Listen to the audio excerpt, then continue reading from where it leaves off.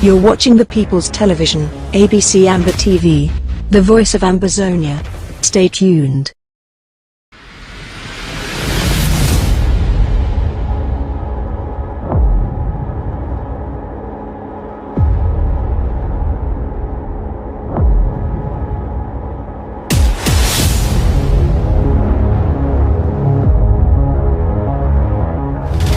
You're watching the People's Television, ABC Amber TV, the voice of Ambazonia. Stay tuned.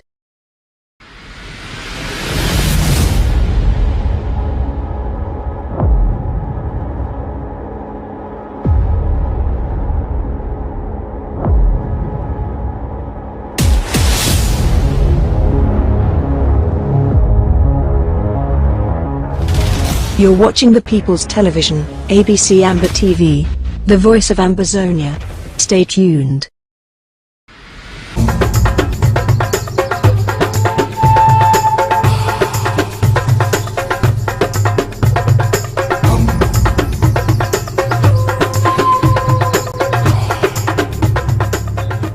Sovereign silhouette, the emblem of Ambazonia. From the azure embrace of the Atlantic reflecting from the Ambers Bay, the iconic Fako Mountain ascends with a silent, stoic grace, carving a silhouette against the sky.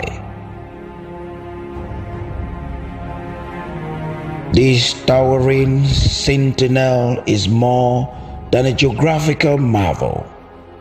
It is the heart of southern Cameroons, the stoic guardian of Ambazonia, a symbol steadfast as the unyielding spirit manifests in the unity of the land's 13th counties. Encircling this earthen spire, a dove of peace edges its arc, untouched and serene. As it soars with wings unfurled, it casts shadows upon the land, each feather a brushstroke of tranquility.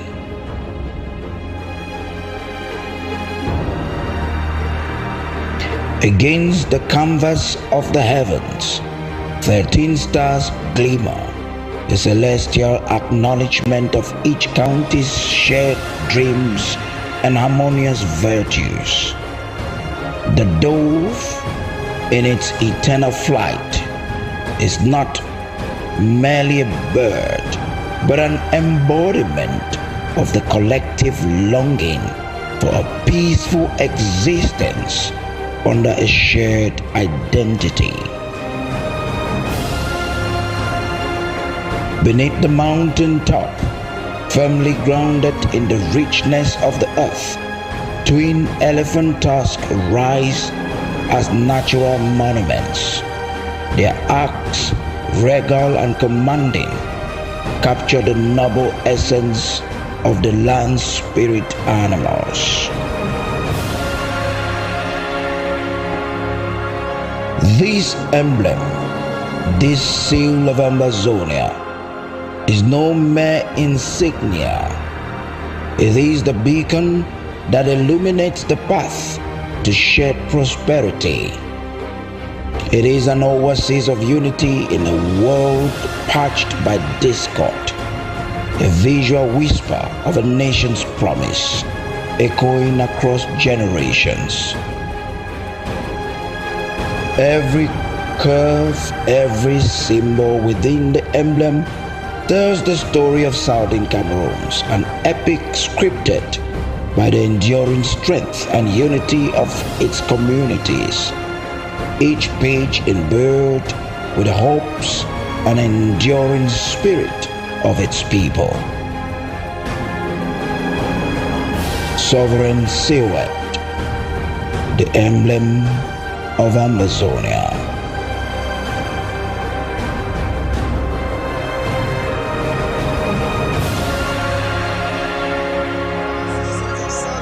Cameroon's Federal Republic of Ambazonia 2024 Anno Domini. You are in the company of the spokesperson for the Ambazonia National Self-Defense Council, ANSC. Coming up, some clarification about what? About the outing of Mimi Mefo. Ladies and gentlemen, contrary to the misleading assertion made by Mimi Mefo that, quote-unquote, the UN has applauded efforts by Cameroon and Nigeria towards implementing ICJ decision that will conclude with clear demarcation of the boundaries between the two countries, the UN previously criticized for its role in the Anglophone crisis is now involved in finalizing the borders, potentially complicating the Ambazonian claim. This last line is what concerns us more. Potentially complicating the Ambazonian claim. This is an assertion made either out of sheer ignorance or out of another carefully tailored stratagem to bamboozle and discourage the Ambazonian people in their quest for freedom, sovereignty, justice, and their rightful place on the international stage. The Ambazonia National Self-Defense Council, subordinated to the government of Southern Cameroon's Federal Republic of Ambazonia, under the stewardship of His Excellency President Dr. Samuel Sako Ikomi, would like to clarify and remind the world of the following. Southern Cameroon's aka Ambazonia was and remains a territory separate from La République du Cameroon and separate from Nigeria as well. There is no one country on earth whose independence was ever voted twice at United Nations General Assembly. French Cameroon, or the Cameroon Republic, achieved its sham independence from France on 1st January 1960 following Resolution 1349 sub 13 of the United Nations General Assembly, and on 20th September 1960 was granted membership of the United Nations with clearly defined boundaries. Following the United Nations General Assembly Resolution 1608 sub 15 of 21st April 1961, Southern Cameroon's aka Ambazonia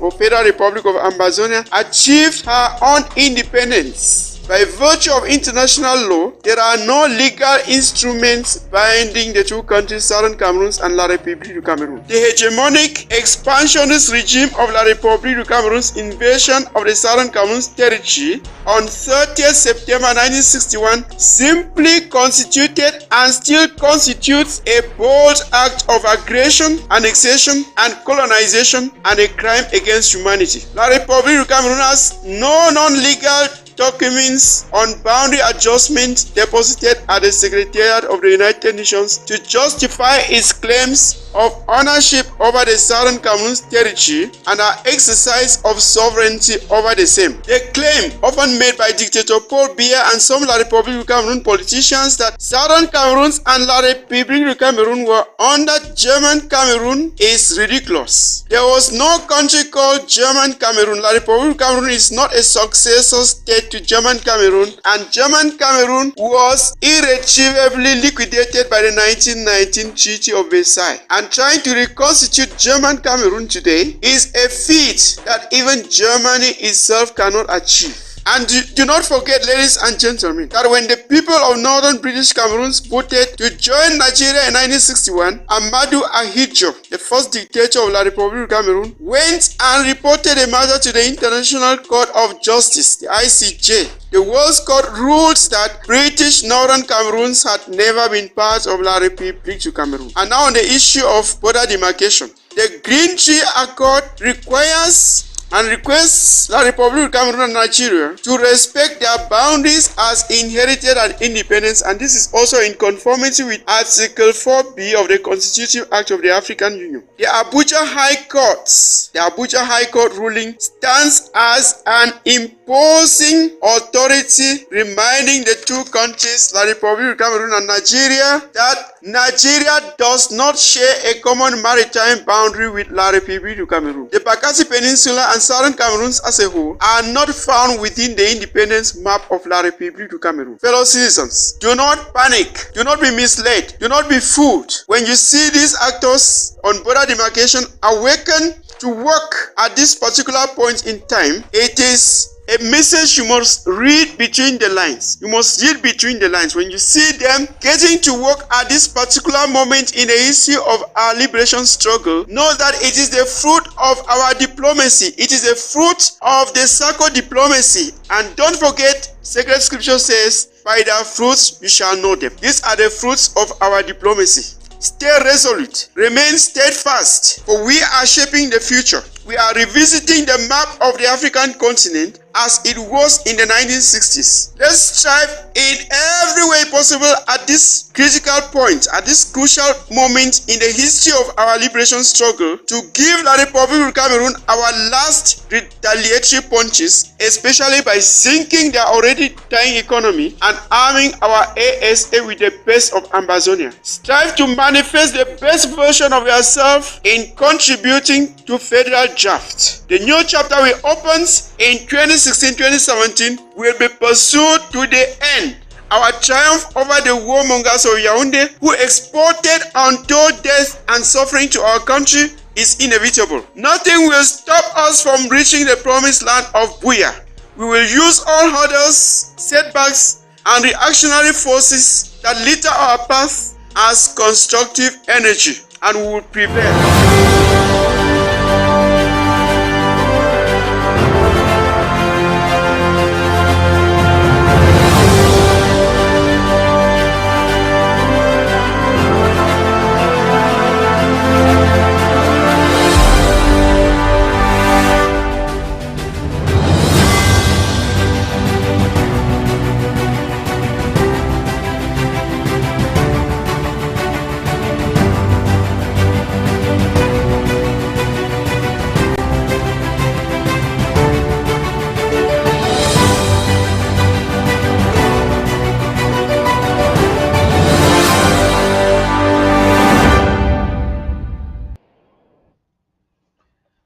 Good evening, fellow Ambazonians, ladies and gentlemen.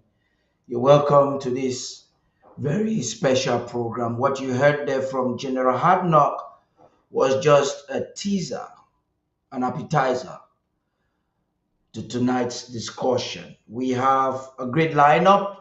Perhaps what he said would have been the start of our conversation. But we're going to get on another subject of discussion this evening that is sensitive. It pulls emotions from all the different camps of what makes the Snapchat of Amazonia today. Those who are perceived as coopers, co-plotters, and those who are the genuine followers, activists, have their own opinion. It has to do with the unlawful or illegal imprisonment of the Nera 10 and a host of other Amazonians that have been illegally abducted. I wouldn't even say arrested, because an arrest has a procedure. We have advocates here tonight that will tell us the procedure to do arrests.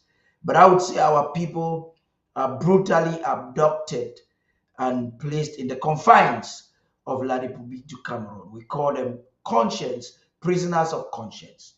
These are people whose freedom depends solely on the efforts that we will put in place to win the war. But the argument is extensive. There are those who believe that the actions of those who are fighting this war jeopardizes those who are in prison. And there are those who believe that the freedom of these individuals whose freedom have been restricted because of our liberation movement is solely dependent on the outcome of the war. Reports are out there, and it is alleged that international lawyer and human rights activist Professor Carson Anyangwe has filed a petition among a host of other lawyers to the Nigerian or the federal government of Nigeria, saying that they could enforce or looking for ways to have the former president Sisiku Julius Ayukdabe and his friends to be released. What is baffling to many is that Carson Anyangwe will insist for Sisiku Julius Ayuktabe to be released, but wouldn't advocate for others who were arrested or abducted in Taraba, others who have been illegally abducted in Bamenda, to also be released. The question remains, should we give up our independence movement for their freedom? Is it possible for Cameroon to release them if they are genuinely or 100% for the Ambazonian movement? These are questions that we come tonight to seek for answers. The statement that was made and that is being pushed out by bloggers, by journalists, by media houses, that a petition has been filed in, is a diplomatic statement. It has a meaning. That's why we're here tonight, to respond to it as the people's government, the government of the Federal Republic of Amazonia. I have with me Barrister Timbe Seha, you already know. Barrister Fru Johnson, you already know. Dr. Fred Lobati, this should be his second time with Ambazonia this week and the first time that I will be the one hosting the show. And an exceptional guest. For a very long time, he's not been on this platform. Reverend Papa Taku Senior, and I will be telling you more about him once the conversation begins. To kickstart this talk of tonight, Star Smart did a report, and I would like you to hear from her. Right after that, we will begin. Stay tuned.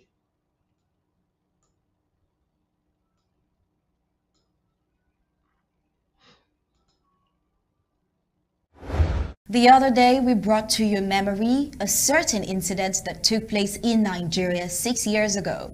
That is when Southern Cameroon leaders, the former president of Ambazonia, and 10 members of his cabinet were illegally abducted, tortured, and sent to underground detentions and illegally deported to La République. On Wednesday, we got new update that Professor Carson Anyangwe, an individual whose loyalty to the Amazonian cause has been tainted by his irrational political activism in past years.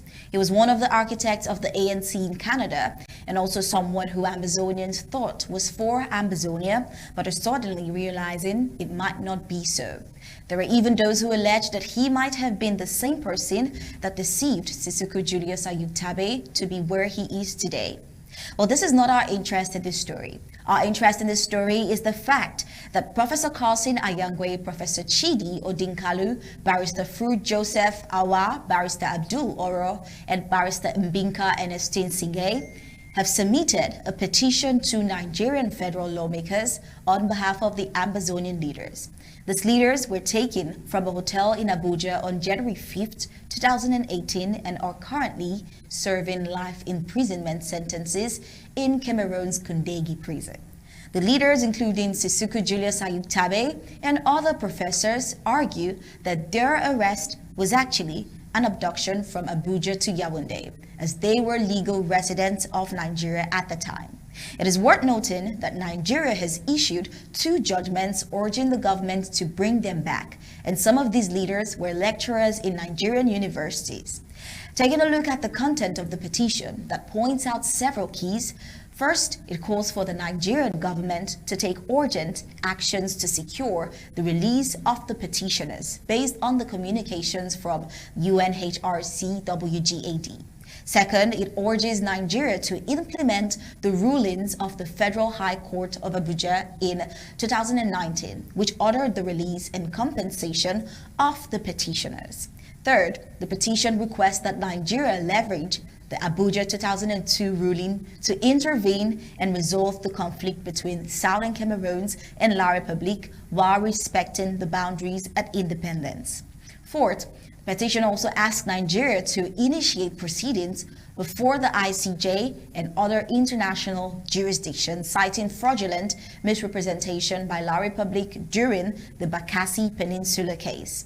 And lastly, the petition calls for Nigeria to play a leading role in African politics and seek intervention or mediation from the African Union or the United Nations to restore peace and stability in the Gulf of Guinea region. Beautiful petition, isn't it? But what are the legal chances of former President Sisiku Julius Ayutabe's release at this time? Will our republic, with all of the resources invested in this with the help of France, release Sisiku Julius Ayutabe with no strings attached? Are they just looking for ways to justify the negotiations that Sisiku Ayutabe would have done? Is it also possible for Sisiku Julius Ayutabe to be released if he is 100 still for the total freedom of Amazonia? Well, something seems amiss in all of this. Another interesting aspect to this development is, according to Sahara reporters, who says during the last hearing of the subject before the House Committee on Public Petitions, Mohamed Manu from the Ministry of Foreign Affairs stated that they had no record of the petition. Isn't that quite surprising? It raises questions about the awareness and handling of the petition within the ministry. We wonder if this is some sort of miscommunication or oversight within the ministry, or was the petition not properly filed or documented? Sometimes bureaucratic processes can be complex and things can slip through the cracks, but nonetheless, it's definitely surprising and raises concerns about the handling of the petition and further shows there is more to this than meet the eyes. Well, conclusively, the chairman of the committee, Honorable Mike Eteba, adjourned the hearing till April 16, 2024 for proper service and hearing. Well, it's about this time we'll hand over to our moderator, Mr. Patty King, and the panelists as they help us demystify our concerns.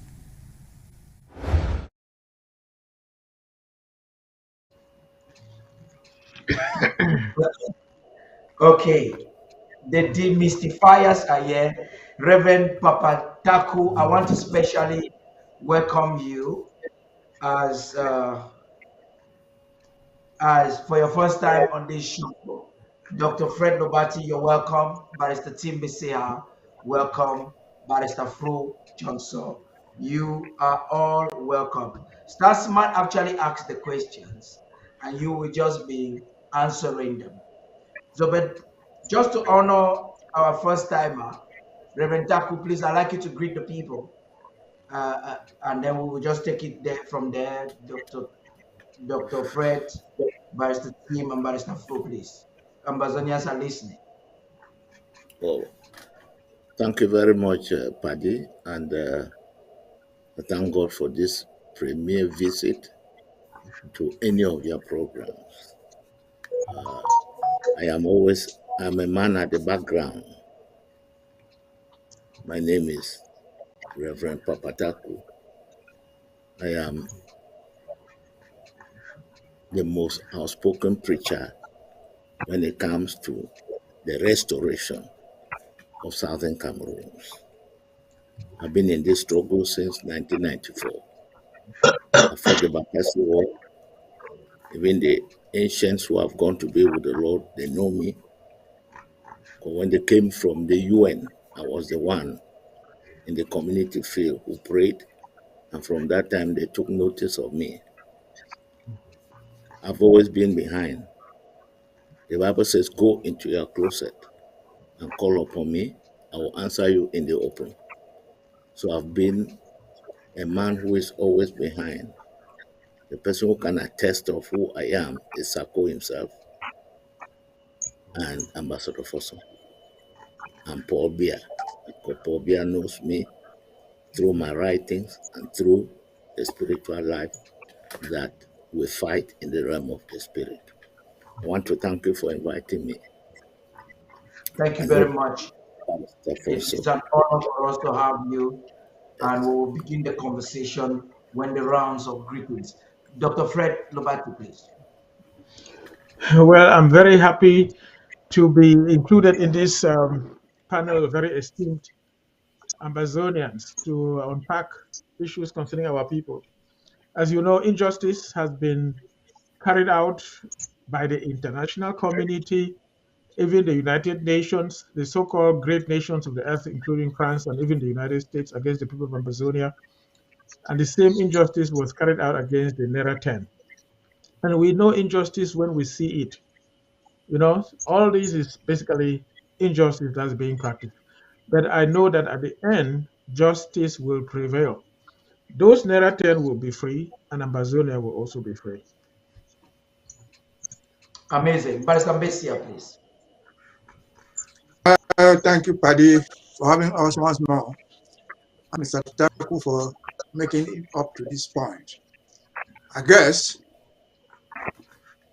Reverend Taku is not from the one who said the prayers at the AAC one in Mount Mary in Boya. If it's the same one, that's great. If it's a different one, No, we're I said happy that no, it's no, no, different. not Boya, not Boya. I said Limbe. Okay. Now I've understood you. I understood you very well. What I said, let me repeat, is that if you are not the same Taku who offered the first prayer at AAC one in Boya, I'm very happy to have another Taku like him with the same name, Reverend, because at the Mount Mary, 2nd of April 1993, there was a Reverend Taku who offered the most powerful prayer for Amazonia. I'm just trying to give you credentials. So that's it. Now we're here. We want to talk about the Nera 10. I would just want to seize this opportunity to say that the Nera 10 are just the tip of the iceberg. We're going to come to that. Barrister That is my Bessia. introduction. No, Just give I Barrister understand you. the chance. Now, Give let Barrister me just the finish my chance to introduction. give the people. Okay, go on. Good. Barrister Prue, please. Ambazonians are waiting to hear your voice. Yes, dear Ambazonians in the home front and all over the world, I want to salute the Reverend Taku Ayuk, who is a liberation preacher. I want to salute my brother Dr. Lobati, whom I know very well, and I salute my dear colleague Barrister Mbesta, and that today is going to be a very lively discussion among people who know what they're talking about and who are engaged in this struggle. I thank you, Paddy, for bringing this caliber of people today so that we can inform our people, we can discuss and let our people know where we are going, what is going to happen to our prisoners of conscience, and so on. And I want to say that the prisoners of conscience are not only the Naira 10, having been the lead counsel of all of them as I was there. You have the Naira 10, you have the 37 from Tarapa State, you have the between 5 and 9 from Calabar, and then you have those who were arrested in Cameroon. They are locked up not only in Kondengui, but in Boya, in Douala, in Bamenda, and in Bafoussam. So we have to be talking about the prisoners of conscience in general. So I thank you for the day of today. That's amazing. This is a very sensitive conversation. The Ambazonians would in fact, Ambazonians, depending on their mindset or their affiliations, they look at this from a very different perspective. But we must agree that at the end of the day, this is keeping Ambazonians illegally and even condemning some of them for life imprisonment is a clear demonstration of La République du Cameroon's arrogance towards us as a people in general. Now, getting into some specifics, we understand that some of these individuals, probably because of desperation, are taking political stands that could jeopardize our entire movement. And I do understand those who have extreme emotions that might not be expressing some empathy to these people who are in confine. Now, Barrister Reverend Taku, Papa Taku, I'm coming to you with this first question. It is a critical thing. As a veteran, you have an understanding of how revolutions go. You understand that there should be prisoners of war. There are even some who are not even prisoners, but who lost the chance to even breathe because they have just been disappeared. My question goes thus, and every one of us will have to react to that. Should we measure on the freedom of these people, or should we measure on the freedom of our nation in its entirety? But Reverend Taku, please, I'll start with you. Thank you, Paddy. If your brother is in pain, you are also in pain. And if we are fighting for the liberation of our nation, and there is a group that is paying a price for that liberation by being in chains, we would not stay quiet. You see, you have tabled 3 questions, and there is one solution. You've tabled 3 solutions: the courts, the diplomacy, and the arms struggle. These 3. But there is one of the most important of all the 3 is prophetic warfare. Prophetic warfare is the most powerful because nobody can be able to fight a prophetic warfare aspect of our war. We are indebted to our brothers who are in prison. If they are suffering in prison, it's because of the liberation.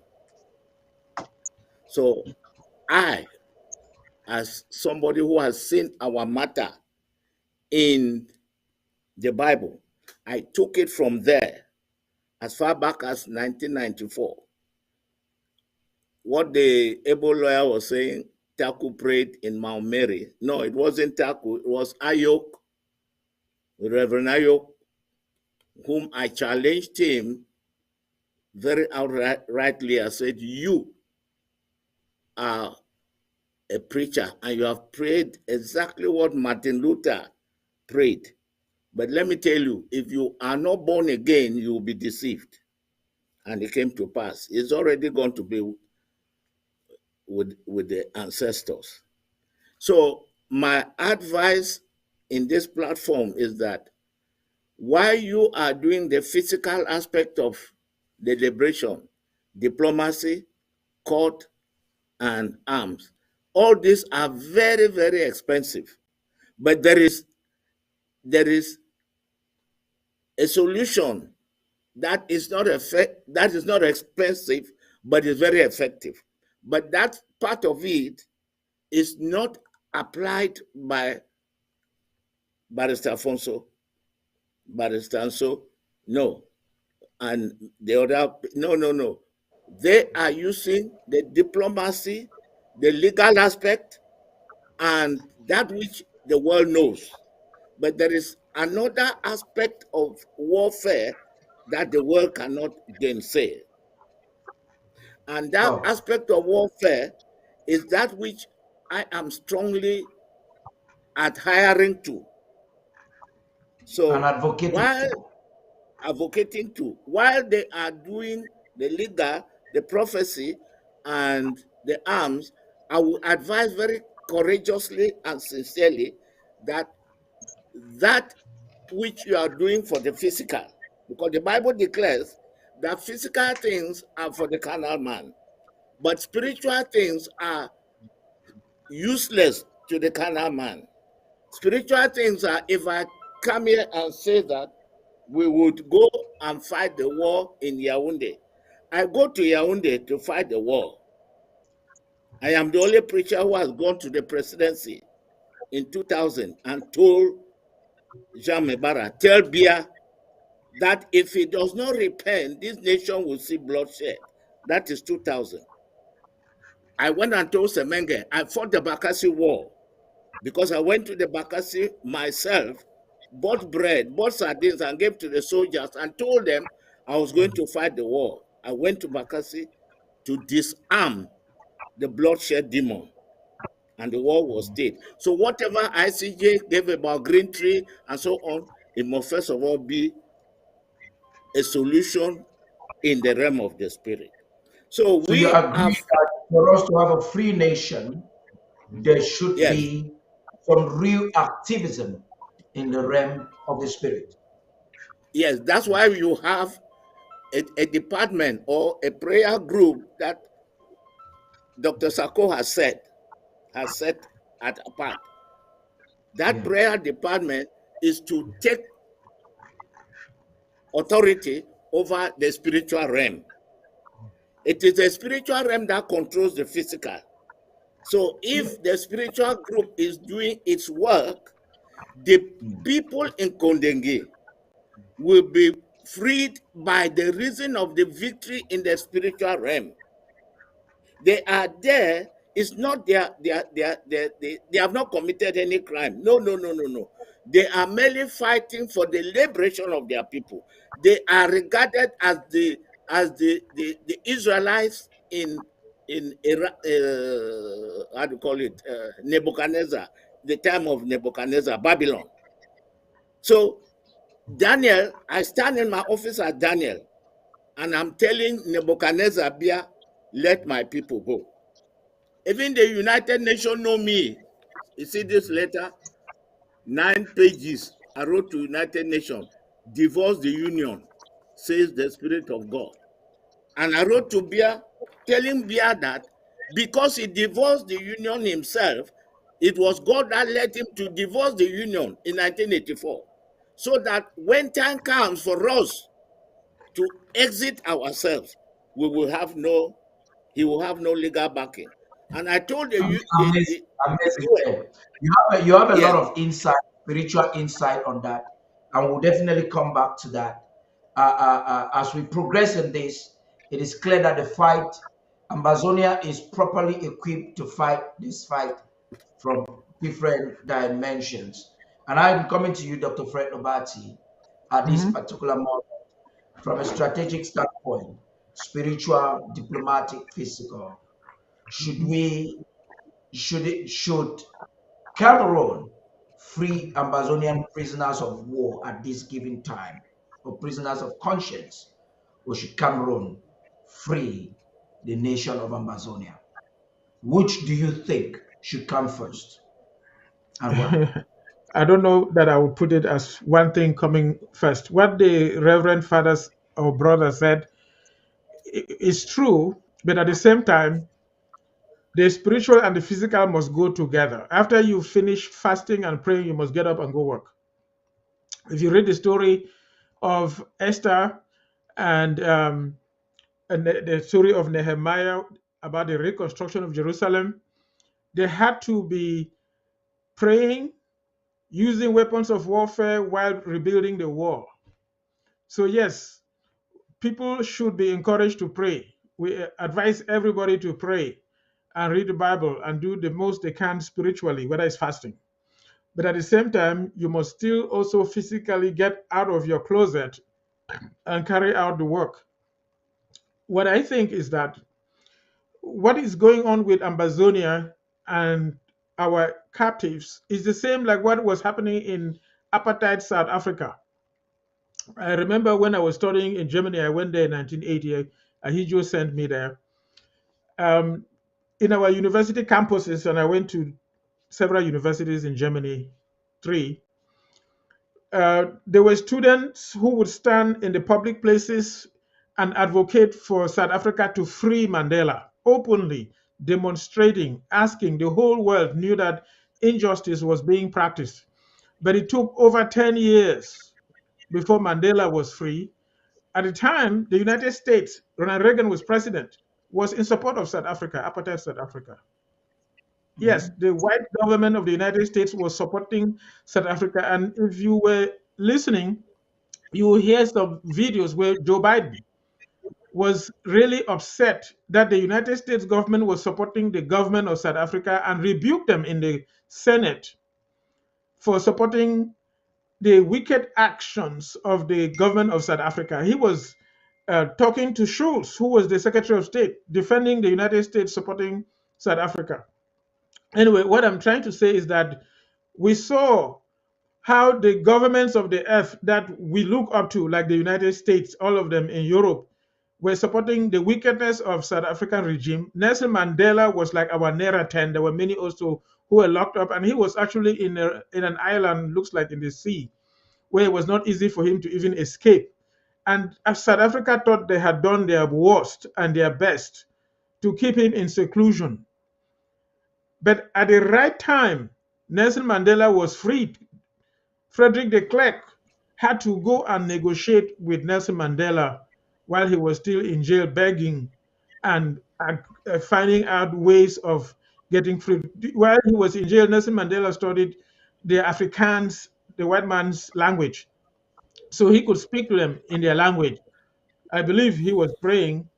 I don't know much about that. I've not read whether he was praying, but at least he studied their language and he was able to talk with de Klerk in his language, but stood firm. And eventually he was released and he was received by the whole world. The Queen of England rode with him on a horse driven cart when Nelson Mandela was freed. Bill Clinton was president and he was honoring Nelson Mandela, the very president of the United States. Remember, Reagan was supporting apartheid South Africa. Clinton was now honoring Nelson Mandela. And as you know, the blacks in South Africa became free and they have continued to rule till today. They may not have all the economic advantages because the whites took control of the entire economy and control the money. So the blacks in South Africa have not yet had economic liberation. So you still have some friction there, but at least the blacks in South Africa are now in power. I think that what is happening with Ambazonia and La République du Cameroon is similar. The world powers, whether it's France, even the United States, Britain, they are supporting Sebia and saying nothing, while over 60,000 of our people have been killed. And they're making noise about some few thousands in the Gaza Strip and making like our people don't mean anything. And then you remember that before Biya declared the war against Ambazonia, he went and met Macron in Ivory Coast. It looks like he went to get permission from Macron. And after Biya returned, Macron went to Nigeria. And it was after that Nigeria collaborated with La République to pick up our Nera 10. So I think, personally, I don't have factual details, that Macron went to Nigeria to advocate for Nigeria to collaborate with La République to nip the bud of our budding leaders that were in Nigeria. But in spite of that, the outcome of what happened in South Africa will happen also in Ambazonia. Those who are in prison, just like Nelson Mandela, will be freed, and Ambazonia will be free, just like South Africa became liberated from apartheid regime. That is what's going to happen. And this battle is both spiritual and physical in all dimensions. The legal minds will fight legally. Those who have money can fight financially. Those who volunteer themselves to pick guns and fight will do it. But we appreciate every effort, everybody's effort. So it's not just spiritual. Even Biya is fighting spiritually. You need to read his book, Paul Biya's Power Lotion. It's free. It's online. You can Google it. Paul Biya's Power Lotion. He is steeped in demonism and satanism. That's what you heard Reverend Taku say. He fights Biya in the spiritual realm. Biya is steeped into those things. And if you read them, you'll be so disgusted, you'd almost throw up. So he's doing not just the wickedness we see, but he's also in the spirit realm doing literally the work of the devil. And for those of us who pray, we are the opposite. We don't advocate the acts of the devil. So I think that at the end of the day, we will carry the day, and Biya has lost. That's my personal opinion. Amazing. So I get to the legal minds now. Perhaps I should begin with you, Barrister Mbesia. And I want to reiterate that I like the public to make their contribution. So we're going to open the lines before we transition into the new topic for when you make your comments for the public to make a contribution, because this is a very sensitive discussion and you have diverse opinions. So I'll take it with you, Barrister Mbesia. What is the bigger picture Thank of you. this whole freedom? Thank you, Paddy, and thank you, Reverend, for adding a fourth component of this struggle. I think it only goes to solidify what we already have called the spiritual cabinet. They have more pillars, they have more strength to stand on, and that will be a fourth pillar for the struggle. But back to your question you asked, I wanted to say this earlier. See, when we focus so much on the narrow term, we miss the bigger picture. Yep. There are not just 120 births here or left and right. No. There are thousands of people, at least hundreds, in Boya, in Bafoussam, everywhere, in Douala, in Yaoundé, here because of this war. In addition to being in prison, there are so many in Bafoussam, in Douala, in Yaoundé, that would sometimes describe them as internally displaced. But those, to me, are not internally displaced. To me, they are prisoners in an open prison, but without any escape route for them. They cannot escape. Somebody who ran from Bamenda or somewhere Mamfe and found himself or herself in the streets of Bamenda, of Bafoussam. He's a prisoner. He cannot go back home. He has no shelter in Douala. The government is not helping him. So those are all categories of prisoners.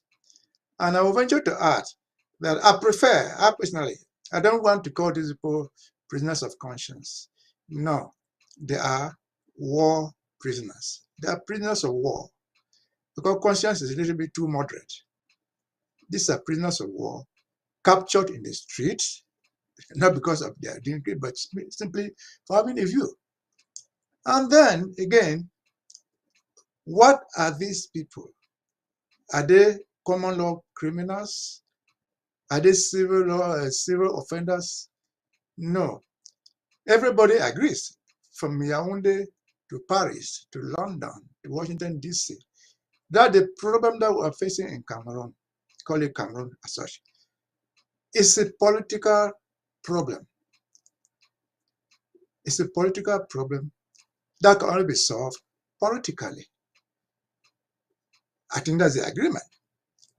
And if that is the truth, the first question is, can we release these people through the courts? When we say courts, what courts are we talking about? Are we talking about Cameroon courts or courts from somewhere else? If it's Cameroon courts, I would say no. Because they consider them as criminals. They have tried Sisiku and many others and sent them to life jail, 15 years, 20 years, and so on and so forth. Their courts of appeal in many instances have confirmed the jails. And so there's no other court that I know of as a lawyer from another country that can order them to release. Not do that. The United States Supreme Court cannot order the people in Cameroon to release the people they consider as their criminals. They cannot. The Russians, nobody will order them through the courts. So the most powerful tools we have are now left three. That is diplomacy, armed struggle, and the spiritual aspect that has just been added there. I have no reason to doubt or to argue against what we are hearing, the allegations. People are filing, who have filed some petitions in the Nigerian court. We wish them the best, but I wonder if that can work. Because I can remember in 2002, there was a judgment from the Abuja High Court, which was not just a court judgment, it was a consent judgment, where the Nigerian federal government under Obasanjo consented, agreed to take up our matter diplomatically to all the levels of international community, the United Nations and other organizations, international organizations like human rights, any other organization that was international. The Nigerian government agreed to do that. If they did that, they were taking it to those agencies as a diplomatic challenge for the problem to be resolved there. But they've not done it up to this point. From 2002 to today, it's 22 years. And it was a constant judgment. They agreed to do it, they signed up to it, and they've not done it.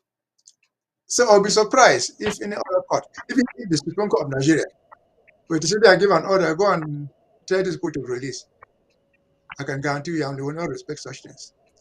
Because rather than saying that, the Nigerian Supreme Court, the American Supreme Court, the British House of Lords doesn't have the power to cross and come to Yaoundé and extradite them out of Nigeria.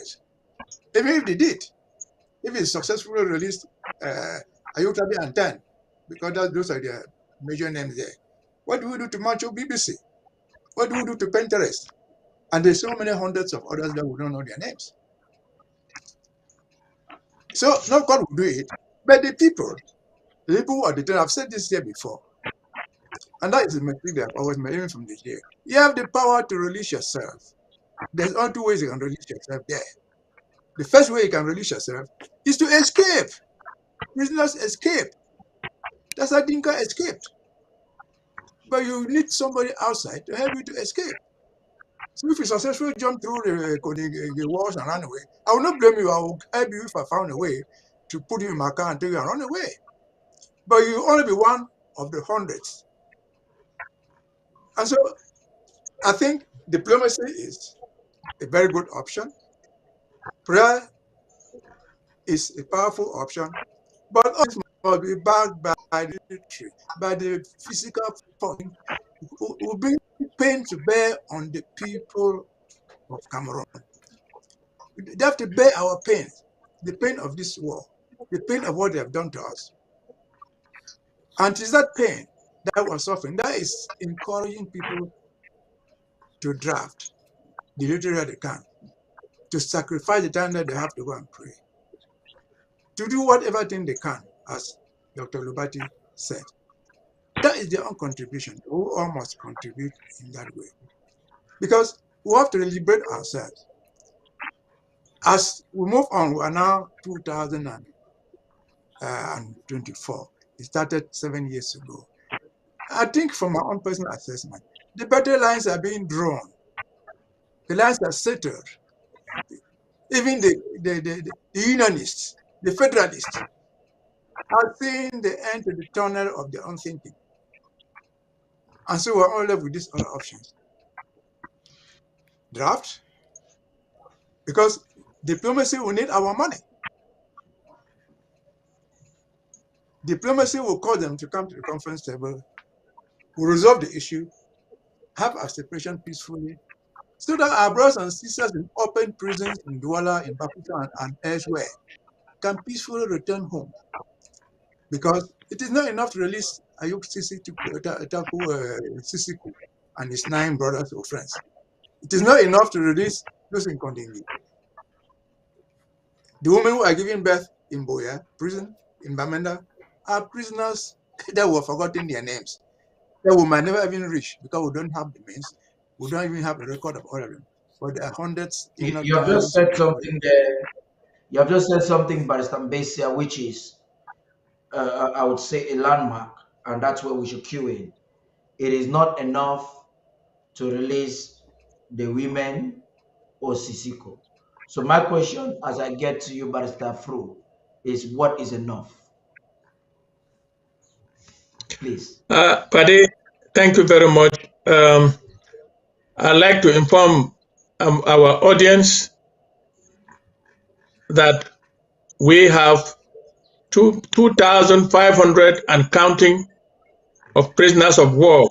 I agree with my colleague that they are prisoners of war, because these people were arrested after the war was declared on Ambazonia on the 30th of November 2017, and on the 5th on the 5th of January 2018, our people were they had started arresting our people. Of course, they started arresting our people in December of 2017, and then the Nera 10 and the Taraba 37 and the 9 from Calabar were arrested around the 5th of January. So we have right now, as I'm speaking, between 2,500 and 3,000 of our brothers and sisters sitting in La Republique jails. I consider the jails that they have in our territory as their jails because they are in control. Now, Fadi, before I proceed, I want to make a comment. I read a story about how Kas Nanyangwe and a certain Fro lawyer in Bamenda that I know very well, who did not go with us to Abuja when we did that case. And I noted with dismay that the lead counsel that Ambazonia hired for that case in Nigeria was absent on that list. Senior barrister Femi Falana, a prominent human rights lawyer in Lagos, who was with us, who was the one who filed the case in Abuja and under whom we worked when we went to Nigeria. He's absent on that so-called delegation that filed the so-called petition. And that petition was filed in the wrong forum, in the House of Assembly in Nigeria. It was not filed in the legal department, of course, the Attorney General of Nigeria. That is why you will find somebody in the cabinet of Nigeria saying that they have not seen it. But that petition was filed in the House of Assembly of Nigeria. And I don't know the objective of that petition, but it is in the wrong fora. I would argue that for the execution of that judgment, the Nigerian political elite or political institutions have very little power to do that. It's the Nigerian judiciary and the Nigerian executive led by their president. Of course, the Attorney General of Nigeria. So I want to evacuate all the so-called petition that Anyangwe and others are parading themselves in Nigeria that they filed. It will yield no fruits because it's filed in the wrong forum. Now, I want to also make a statement. This liberation struggle is for every Ambazonian, both those in prison and those who are free like us in the diaspora, or those who are in open prison, like my colleague said, in Douala, Yaoundé, Bafoussam, and so on. It concerns everybody. So we are fighting for it to liberate everybody. Everybody. And therefore, this liberation struggle is to liberate everybody, and the actions that we take today will determine the liberation of every Ambazonian in the home front and abroad. Those of us who are living here, you may think that you are free. You are a prisoner because you are not living here. You are not living here by your own free will. So all of us, whatever we do today, whether we are doing it in the court, through diplomacy, through the armed struggle, or our citizens like the Reverend Ayuk Tabe in the spiritual realm. This must go together. I can confidently tell you that the courts in Cameroon have failed the Federal Republic of Ambazonia. The courts in Nigeria have failed the Federal Republic of of Ambazonia. Which other courts are available for us?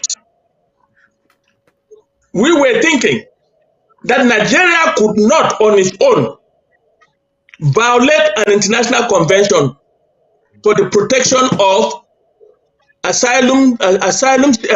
refugees and asylum seekers that was promulgated in 1951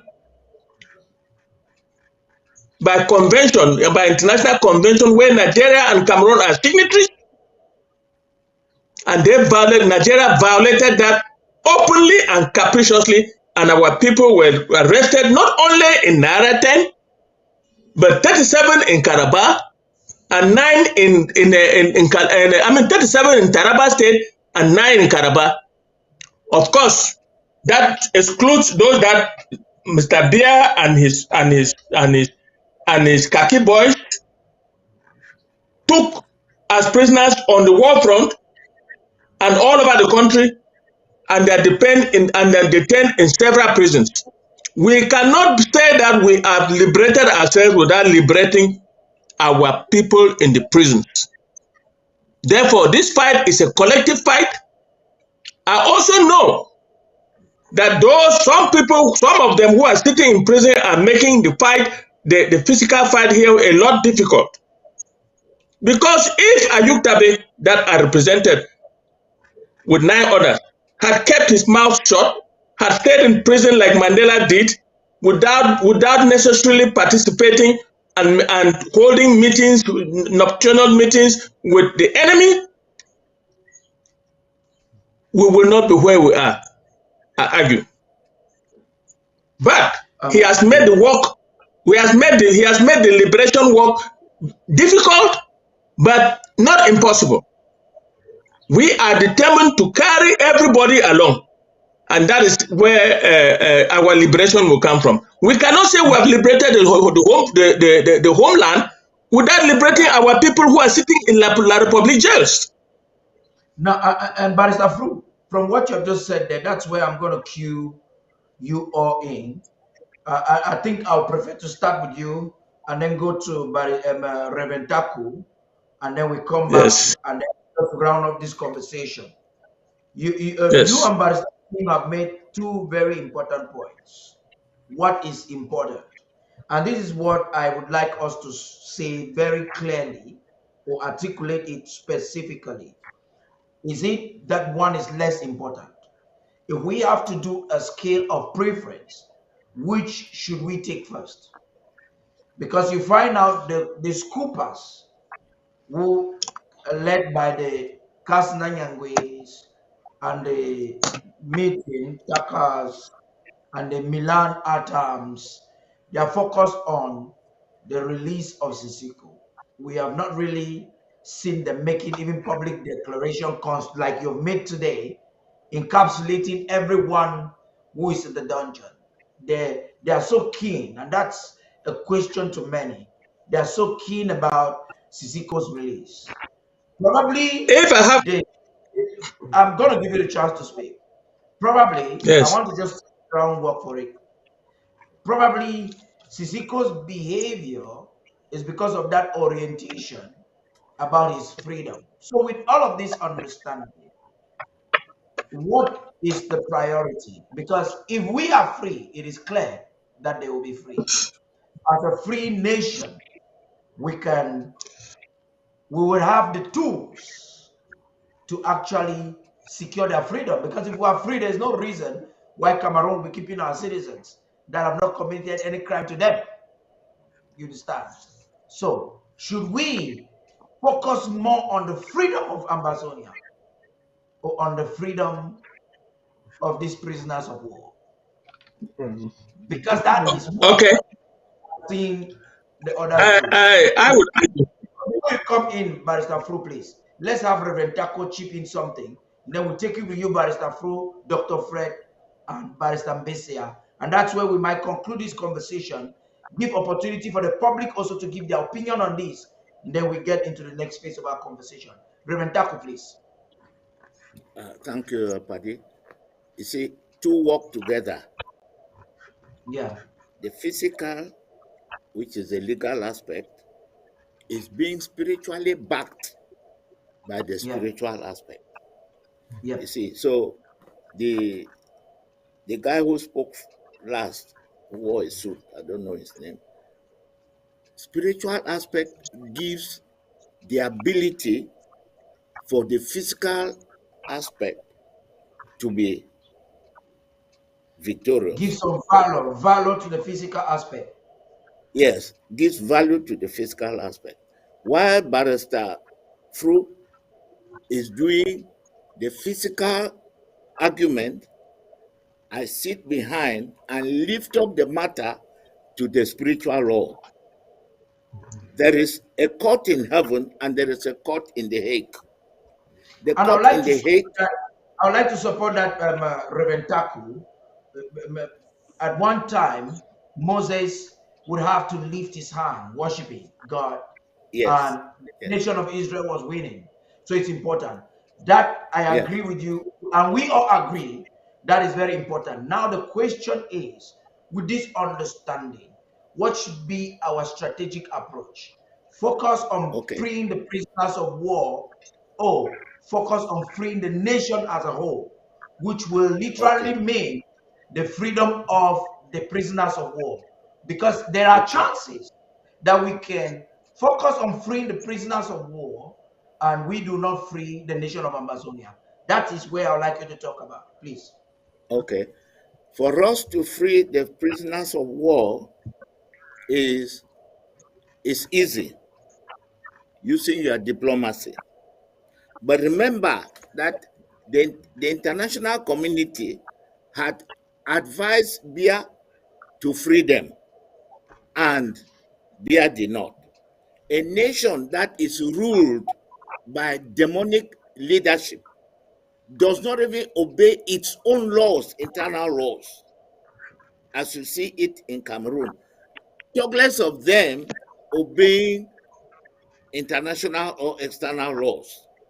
So the only thing we are now fighting is there must be a pressure from our own side that will give them the unrest for them to say, let these people go. That's why I wrote to Bia, let my people go, demands Jehovah God. If they don't allow the 10 to, and the 2005, my brother Fru has said, if they don't allow them, this is what is going to happen to La Republique. By reason of holding them hostage in their prisons is a contact point for their downfall. Because the prayers I am doing, I'm using those people in prison as a contact point for La Republique to suffer affliction. Because they are keeping people in What their about those who prison. have lost their lives? What about those who That, have lost their lives? listen, I'm coming there, son. Listen, they that have lost their lives, that their blood has been spilled, and listen, anything that the Republic is doing is a seed. And anything that they are doing, which is a seed, it deserves a harvest. And the harvest will be always plenteous more than the seed. So our children that have been imprisoned or their blood has spilled, take for instance, in Soa, it was said they dug a big grave and buried our boys. Their blood is speaking for vengeance. Listen very carefully. The blood of those children that they have buried in their land, that land will not see the rising of the sun until they will repent. Until they will And repent. So our brothers whose blood has been spilled, the blood is speaking in two ways. The blood is speaking for vengeance, and the blood is speaking for our freedom. Because freedom needs a sacrifice. The blood of our children that have been destroyed is speaking for vengeance to the enemy, and at the same time is speaking for our freedom. Because freedom needs a sacrifice. Jesus sacrificed himself to give us our freedom. You see, so we are saying and I am particular saying, because I'm in the spiritual aspect of it, that what is the Lord saying? The Lord is saying that our freedom is obvious because the union was not legalized and the union was not ordained. So whatever La Republic is doing, they are merely beating about the bush, and they are going to have the pain for their wickedness. The pain for their wickedness. Bia knows me because we meet. I go to the presidency at will. Bia knows me. I go to the presidency. Wherever they hold their secret meetings, I get there. Why? Because there's no distance in the spirit. Remember, if you know a bit of the Bible, when the Assyrians were to attack Israel, whatever secret meeting they held, Elisha will know. Why? Because the Holy Ghost is always available when they hold their secret meetings. That's why you see no Anglophone is getting into their secret meetings. But the secret meetings are, I know, and cancel them. Will you not ask yourself, Paddy, how can a nation that has sophisticated equipment cannot win the boys who are within guns? Yeah. Why? Because the Lord is fighting the battle. Our brothers in prison, I'm using them as a counterpoint, Paddy, to fight this battle. If they are knowledgeable, they should release them quietly. If they don't release them, La Republic is going to see the famine they would never seen in their lives. Famine. I mean, You know what famine is? Dry season, yeah, poverty. nothing There will is work. The economy will nothing go will down. work. Everything will just be Yes. going down. Like the letter Yeah. I wrote to Bia in 2004, that brought me problem. 8 pages later, I told him that because he has divorced the union himself and we are going away and he has decided to come and be killing us, he will have 3 prison sentences. One, there shall be no peace in La Republic. I told Mebara in 2000, I told him. And then La Republic will not see prosperity. We call it famine.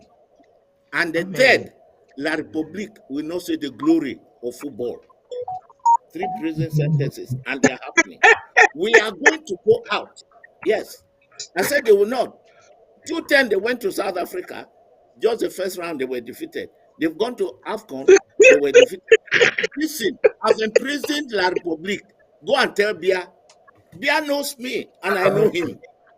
So, Are you hearing me? moving We forward, shall be set free. No yeah, matter what is happening, Paddy, this ABC that you are talking, there's a day will come and jump and sing hallelujah. There are people who are sacrificing their lives for the liberation of the whole nation. We are not going to liberate Ayuk Takem, is it Ayuk Julius, with the 10 and leave the 7 million people. No, God is going to liberate all of us. Because that is you just hit the nail in the head because that's a major concern. Like I said, it's a yes, very sensitive discussion because we do not want to sound as a government as though we are inconsiderate of the price these people are paying in captivity.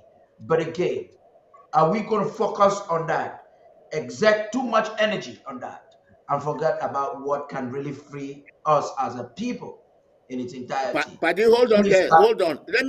Let me contribute what the learned lawyer said. Through he said, what Ayukta Kem is doing in prison has caused us a delay because he's talking with the enemy.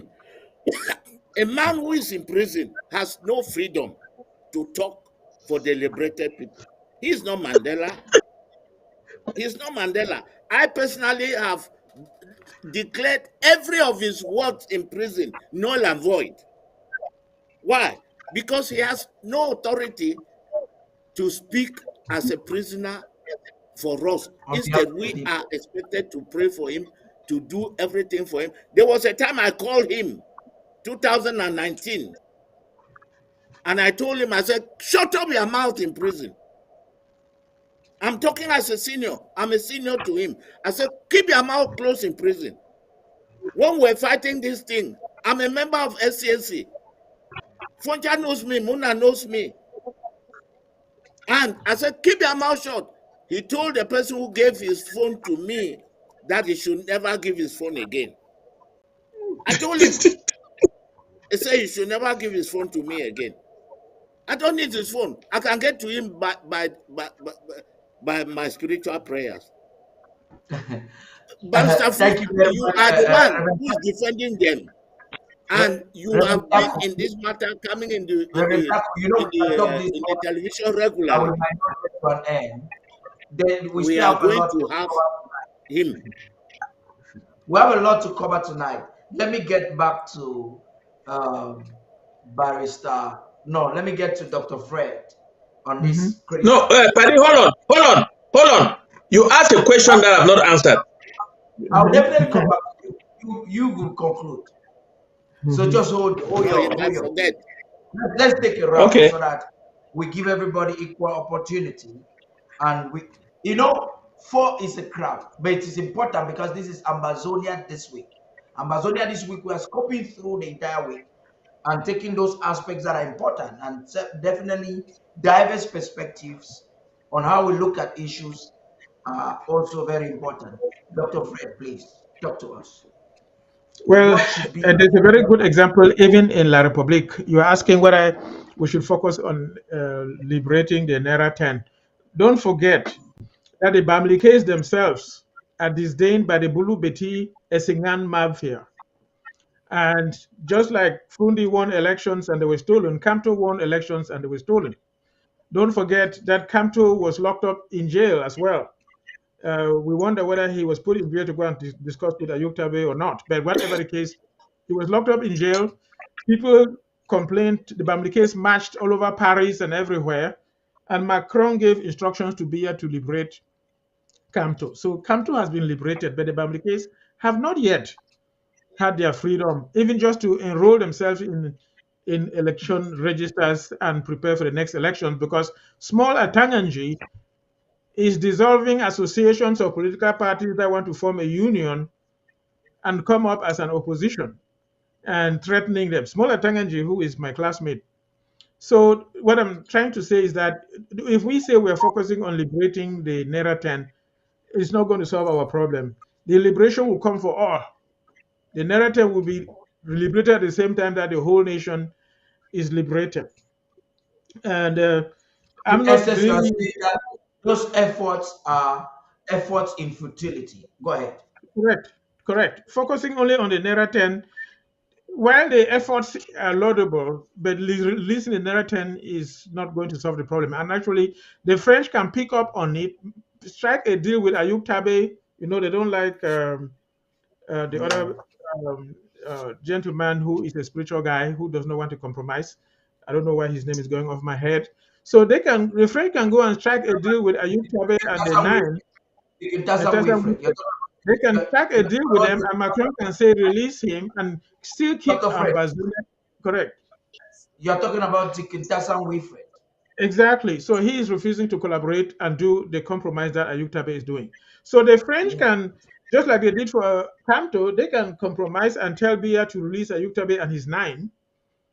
And then people will be rejoicing, just like Agbotabe and Fontaine were released.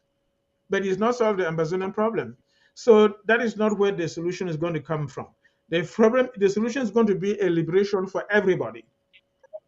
At the same time, I pray sooner than later, and those guys in Kondengui will not die without being liberated.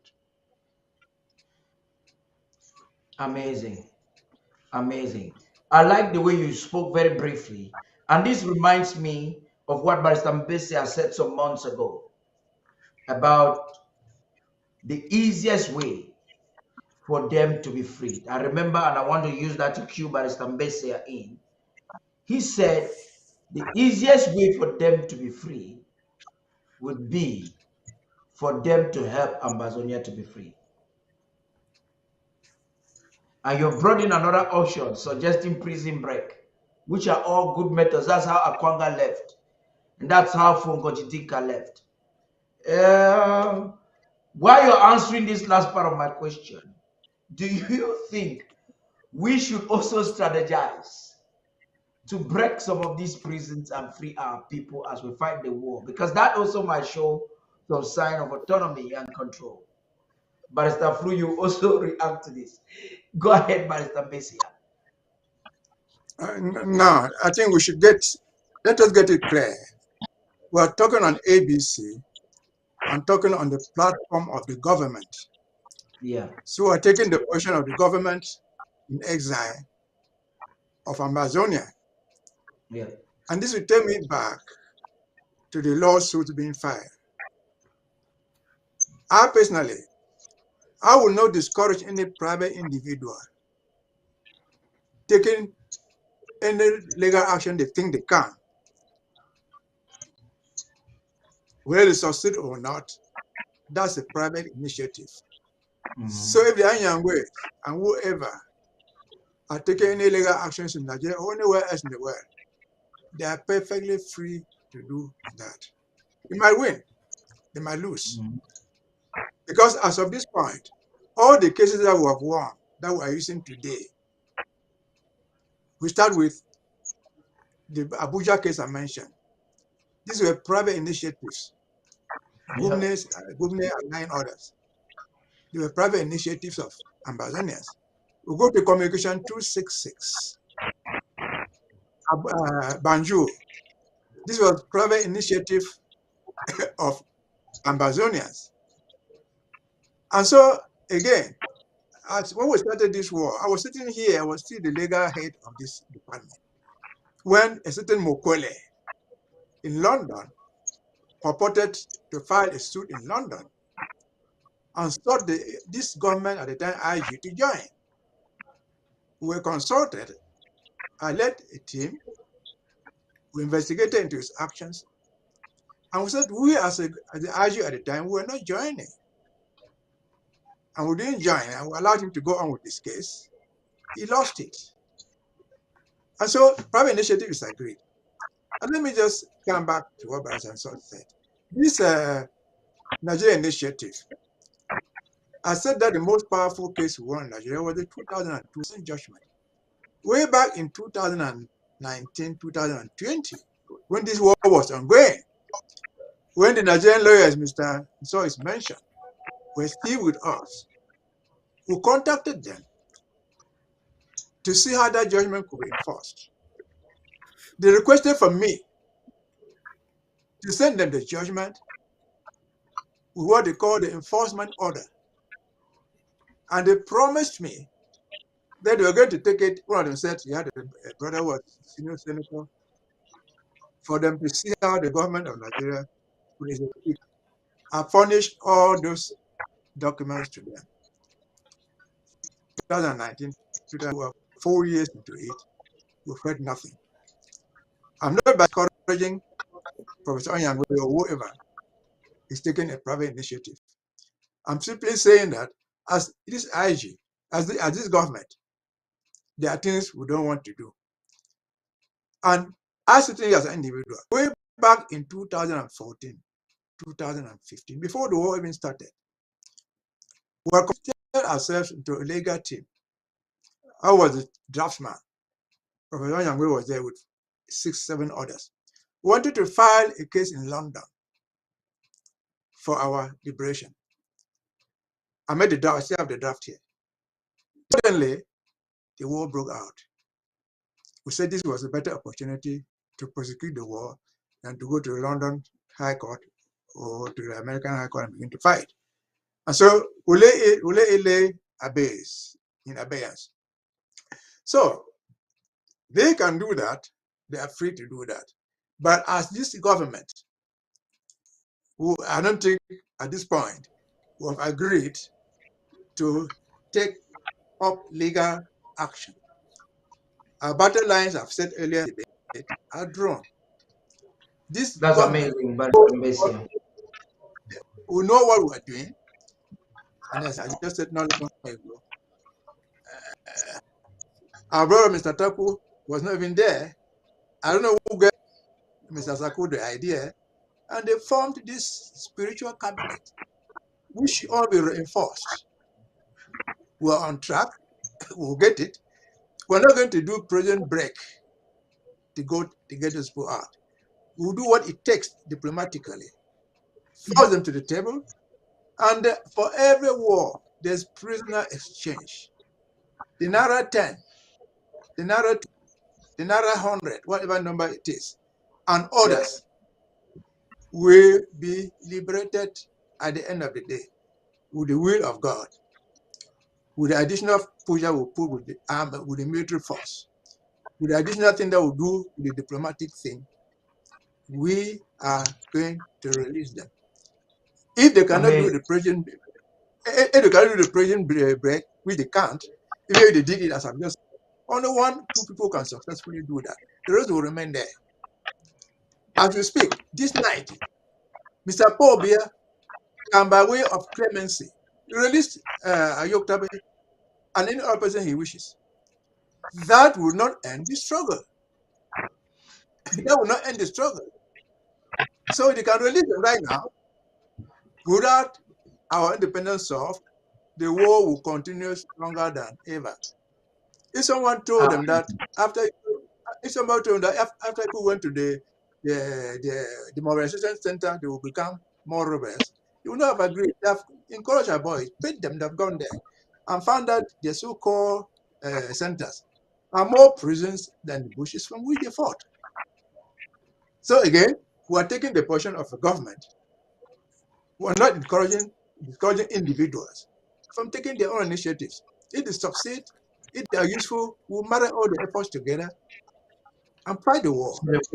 The most important thing is for us to stay focused on the bigger picture. Barrister, please. Yes, Paddy. Before I answer the question, which branch of our struggle do we liberate first? Let me make a statement. I am telling the world, and Ambazonians in particular, that the initiative that Anyangwe is associated with was filed in the Nigerian House of Assembly, not in the courts, or not in the Judicial Department, or not with the Attorney General of Nigeria. That is political. And knowing what Ayuktabe and Anyangwe they have been doing to stifle this revolution, I am not as confident as my colleague to say that anybody can take any initiative. That's their business. We don't have any enforcement agency. We don't care. Let them, for all I care, let them file wherever they want to file. But I'm making an observation that is not going to go anywhere because of the forum in which they filed. Having said that, if all of us, those of us who have read all revolution struggles around the world, you know that if you are not free, you are of no use to any revolution. If you are under captivity, you are of no use to any revolution. Therefore, it is important to liberate Ambazonia before anything else. But why doing that? Why doing that, Paddy? Don't get me wrong. Why doing that? When we finally go to the negotiating table, whether there will be one or not, when we go to the negotiating table, I have heard one of the things is that without precondition. Correct. But that doesn't mean that we on that table cannot raise an issue that concerns the leveling of the playing field. You cannot hold my family hostage, and I will not talk about it.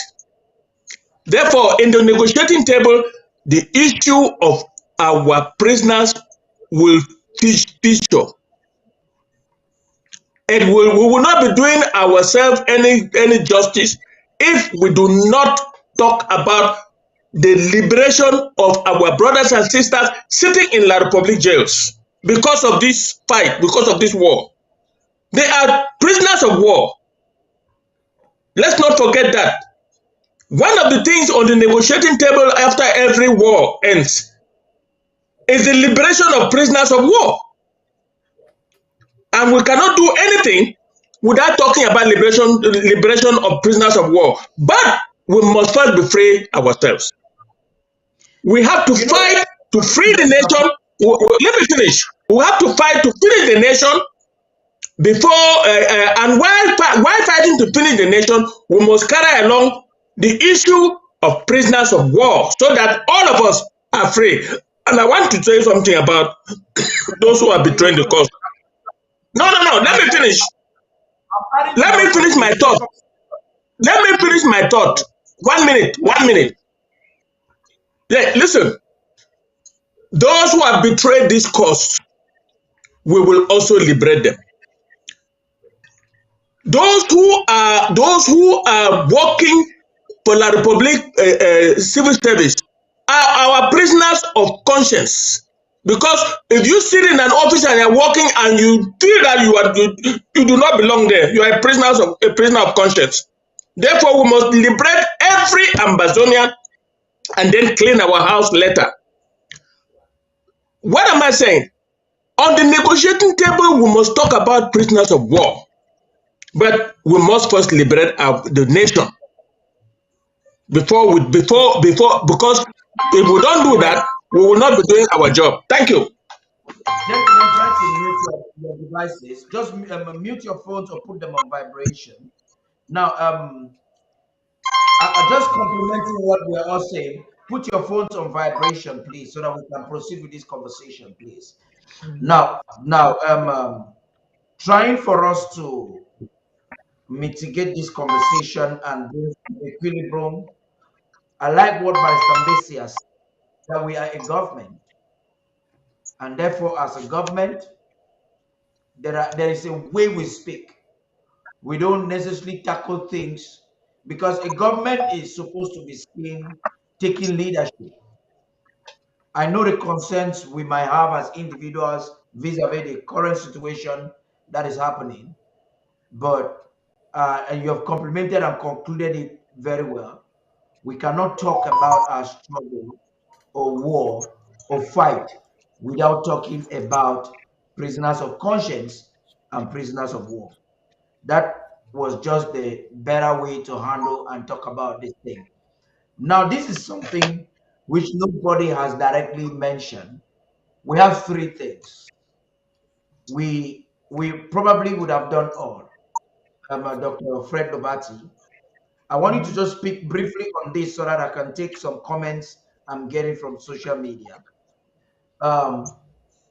We have three things. We have diplomacy, we have the court, and we have armed struggle. What do we measure on now? I'm not saying we can ignore any other. What is the measure on at this time based on the feedback we're getting? Right now, I think what we need is enthusiasm among our people. I think the struggle has lasted so long. I mean, since 2016 is already getting towards 8 years. Some people are already tired of the fact that we don't seem to be having a headway. But the darkest time of the night is very close to when you have dawn. So while it appears like we don't have anybody supporting us, not the so-called United States, not the so-called United Nations, not even Britain, not the Europeans, not even the Germans, not Nigeria or anybody, the African Union, and then it looks like we are left to ourselves. But I think that it's just a camouflage. We're very close to becoming free. So what we need is for people not to get tired, not to faint. It's almost like when a woman is about to give birth, when she's almost exhausted all her strength to push and is almost giving up, that's when the baby comes out. So people should be motivated and then do the part that you are able to do best. And we need all of them. For example, just the ABC that we are doing here is informing our people and also putting La Republique on alert. Because if we didn't have ABC, our people will think there is no voice out there, and La Republique will not know that those people are still there. They're still talking. and they will not hear the truth. They will think that they have won, which they have not, and they can never ever win. Then, in terms of diplomacy, um, I'm not very active in that area. I don't have expertise in that area. I don't know who are the enthusiastic individuals who are there, who, you know, take time out to go and try to visit maybe the State Department or other diplomatic institutions to advocate for Amazonia. But we want to thank those people who do it from a sincere and honest heart. And then, in terms of, like, you talk about those who fight on the ground, remember, La Republique keeps sending helicopters and military equipment to Banso, for example, to kill our people. They've killed even the parents of one of the guys over there. They think that is the best way to get him. So they, from what I heard, they picked the father and told him, if you don't show us where your child is, we'll kill you. And the father said, okay, you can kill me. And they killed him. So what I'm saying is that in Banso, you see that the boys have not given up. They are fighting. Just 2 days ago, they destroyed one of La Republique military vehicles. So we thank God for those people who are able to, who are motivated and have the expertise and the success to accomplish those things. I think that we should let people be who they truly are. We should not force people to be who they are not. You see, if we had had our independence, immediately Ayub Tabe declared us free. Guess who Ayub Tabe wanted to choose as the defense minister for Amazonia? It was Ayabacho, correct? If I'm not wrong. You think for yourself where would have been today with a defense minister called Ayabacho. Same thing, there are many others, whether it's Bo Herbert, they were petitioning for bigger positions. And when they assigned him to be communication secretary for North America, he thought it was a small position, so he despised it and he went to Chris Anu. And then Chris Anu, you know the story. He's exercised in this same program here and then basically carried a bunch of people away. There are so many. What I'm trying to say is that things seem to have taken time, but it gives us an opportunity to know who is who has the ability to stand and endure, and so that the true leaders will emerge at the end. Because now, let's say we went to elections in Amazonia when we are free, and people are talking, you know who is who. You know whether you can trust that person or not. Your past gives good information about who you are and what you will do in the future. And so it's giving us opportunity to discover who is who. Let people show their true identity. Let them not be like chameleons that change their colors in the grass green, and then when they go on a rock, they change it brown, and you cannot identify the chameleon. Let them be who they are. Even within the government of Amazonia, we have people in there who are dishonest. It's people who think they're the most important, and only their word stands and only what they believe stands. And many people feel it in their spirit. They know it, but they don't mention it. And I can guarantee you that when we go to Boya, the actions of those people will disqualify them. So it gives us an opportunity for people to truly bring out who they are so that people know them. And at the right time, when we'll have our freedom, we'll have the right leaders. We'll have not traitors. Even Eric Chenge has formed his own group and claimed that he's talking to African presidents and talking to high diplomatic peoples like the African Union. He talks to, he says he talks to people of the World Bank. Is high sounding and appears to like he may have accomplished more than we seem to be accomplishing right now. But his goal is that Cameroon should remain what it is so that he should build his house in Santa or wherever he's building it and go and live there. So you realize that he's not for what we truly want.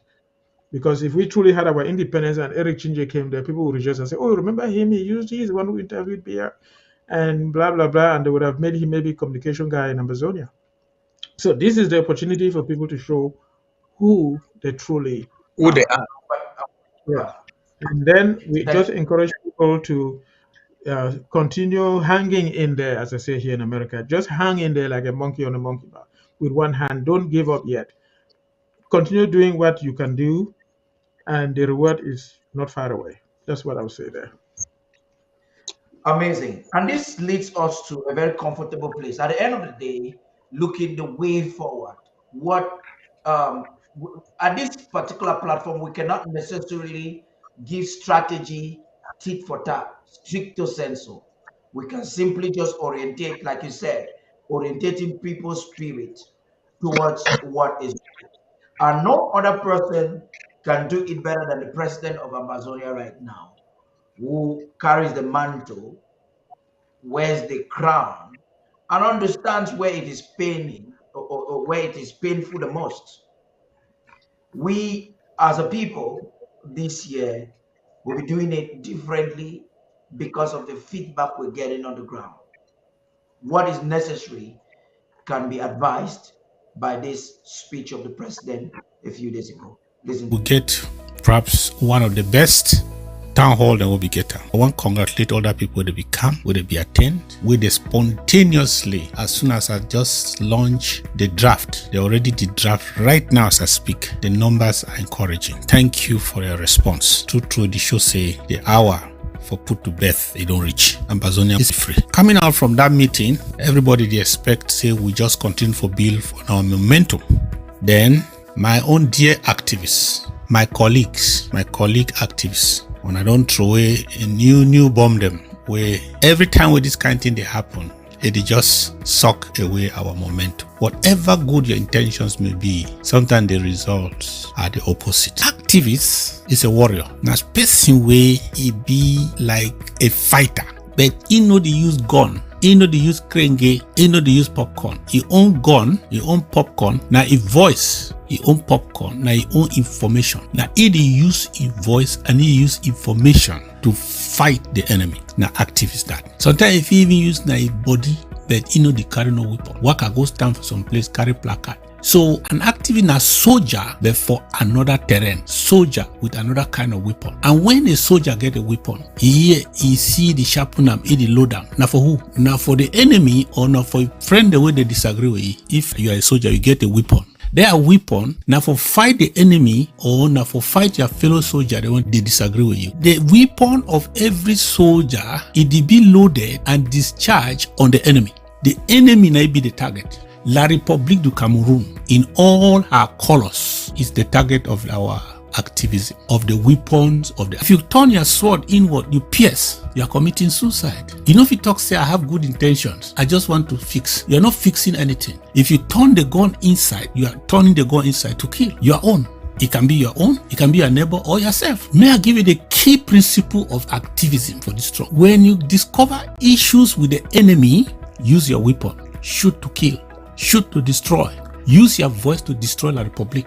Use your platform to destroy your agents. Use your platform to destroy anything where it stand, where any plan, any strategy of La Republic. Expose and destroy.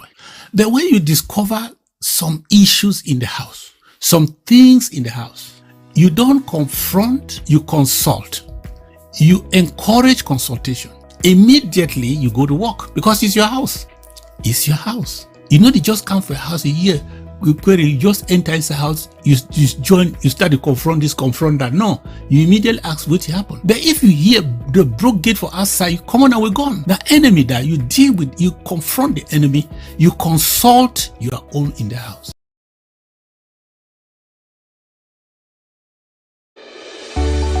Payment method: www.abcambertv.com/donate. ABC Amber TV payment channels: Cash App 202-650-2216, Zelle 202-650-2216, Ambazonia Broadcasting Corporation. PayPal donations at abcambertv.com. For more details, call +124-028-43-111. You can email us at info@abcambertv.com. Welcome back from that short break. I think we needed that refreshment before moving into this very important phase. And this is an important thing we must discuss. The draft, when it was launched for the very first time, changed the dynamics of the struggle. And it came as a result of President Sako and his team observing the trend of events. I want to remind us that in 2018, the very first address to the nation, the president said, "This is the era of self-defense." He says, "We will fight." He changed the policy that the interim government then had. And that policy was a policy of plausible deniability. What does that mean? That we could not, as a government, directly get involved with defending our people or getting involved with the armed struggle. But President Sako thought differently. That statement alone changed the momentum of the struggle. And a few days later, you had close to 30,000 volunteers being represented under the ASC. Some architects, we know what happened. The rest is history. And as the evolution went, it now came to the draft. Last year, what savaged the struggle, the movement, was the federal draft. This time around, the president has taken it to a whole new level, and he taps it the exit draft. Very important, and I think that is where we should begin this side of the conversation, and that is clinking or clinching towards the armed struggle. I will take it first of all with you, Barrister Mbesa. Please talk to us. Thank you once more. Before I get there, let me just give a few clarifications. See, as I've said here not long ago, that the battle lines are being drawn. As we remain focused, many things are falling on the line, falling in their rightful places in this revolution. When you hear from the international community coin words like go to a peace conference without preconditions, that is telling you that nobody should give a condition before going there. For example, like the Yaoundé talks, we say, well, you can come here, provided that you will not talk about the form of state. It doesn't go to the agenda. The agenda will be put out there, and I can assure people that everything will be on the table, including prisoners, of course, even reparations.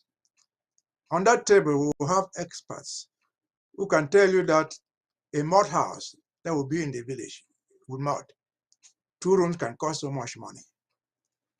It will be evaluated, and I'm sure those things will be accounted for. Again, based on your question you asked, I said the battle lines are getting settled. I'm back to Sisiku and other people. If Sisiku remembers, and all of us remember, that Sisiku met Capo Daniel, his ambassador to Chad, to Asia. Is he still his ambassador to Asia? Can he still stand with him? No. Can Yeruma come as his vice? Was in position as his vice and say, well, my ambassador to Asia? No, he's out of the game. A few months ago, just a few months ago, he was in Canada, being the spokesman of the Canadian talks. Can anybody, any ambassador really for this struggle? Does anybody still believe in Capo Daniel? No.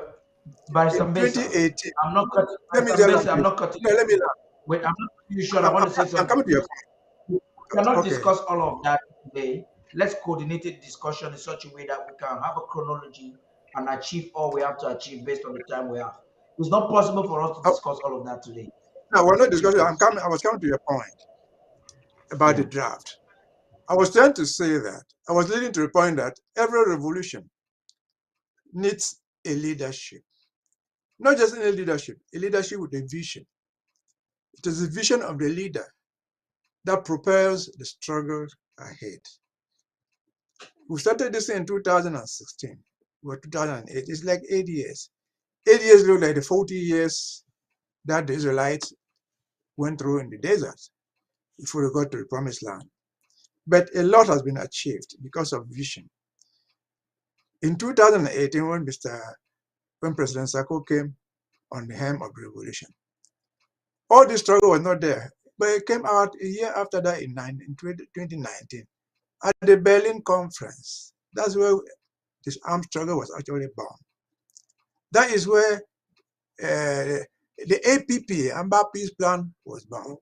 That's where county was born. And from there, that's where the draft started. Last year, we've had a second assembly in Washington, D.C.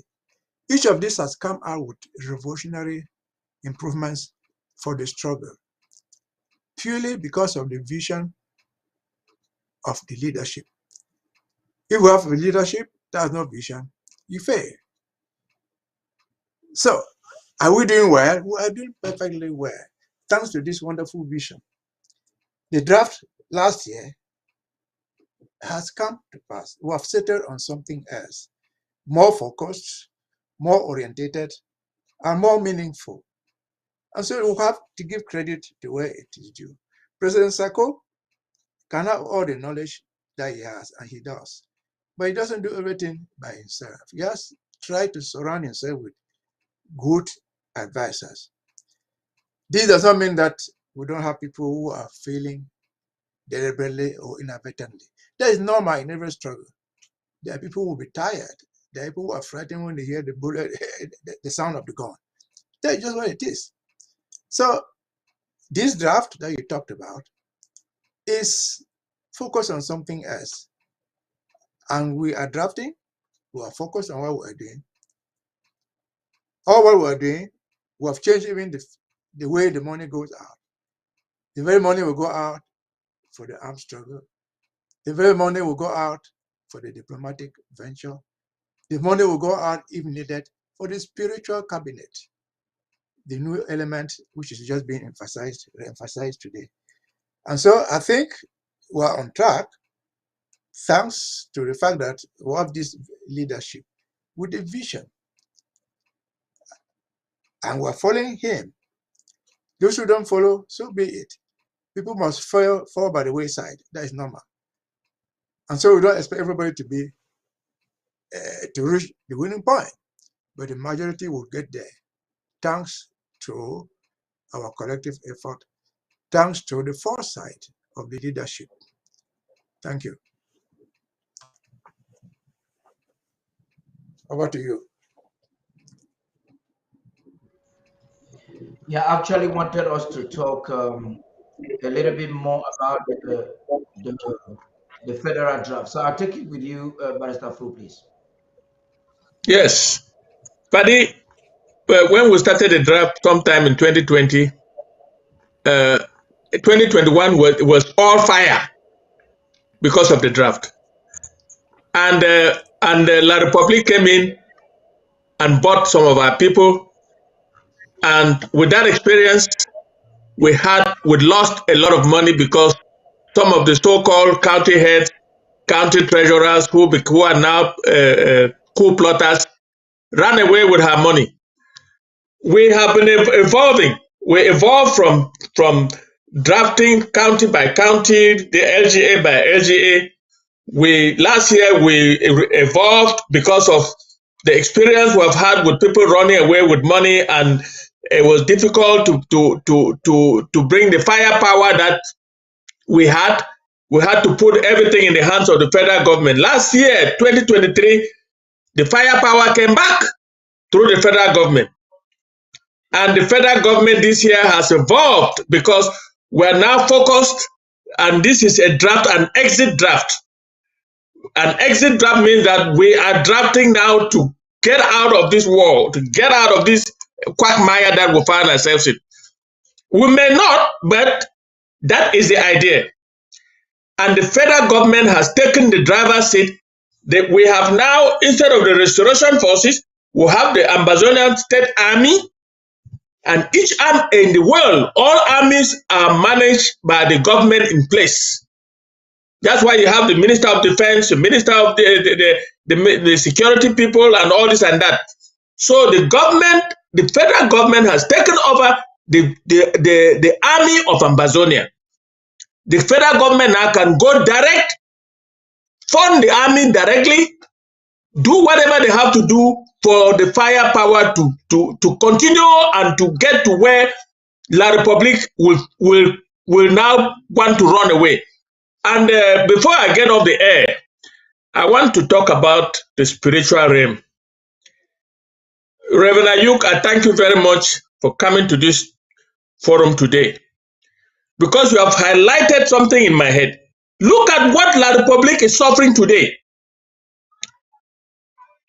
La Republique has committed so many atrocities against us and against its own people in such a way that the spiritual damnation is on them right now. First, do we know who governs Cameroon? We don't know, because the so-called Secretary General in the presidency has declared to diplomats in Yaoundé that the head of state is no longer able to govern. So who governs? It's him. That's not all. All the killings, all the occultic killings and ritual killings are taking place in La République du Cameroon. La République du Cameroon is collapsing every day. You heard their own president said there's no money again in the treasury. They have increased petroleum prices. Now they have gone to Bamenda and burned our market, and now those who want to rebuild their shops in the market, they are asked to pay a huge sum of money. That money is meant to go to Yaoundé to help the regime from its quagmire. La Republique is suffering the punishment of their sins. God is now speaking. That is my view. And of course, only Reverend Ayuk will tell us better. But that is my view. La Republique is now in eternal damnation.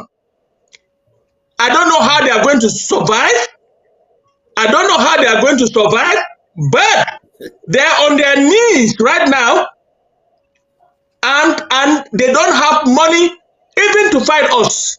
They don't have money even to pay the electricity company that is furnishing them electricity. They don't have money to do anything, and they are broke to their tone. And we are going to continue to pray that they get down to the tubes. Thank you very much, Paddy. Yeah, Reverend Taku, react to that, please.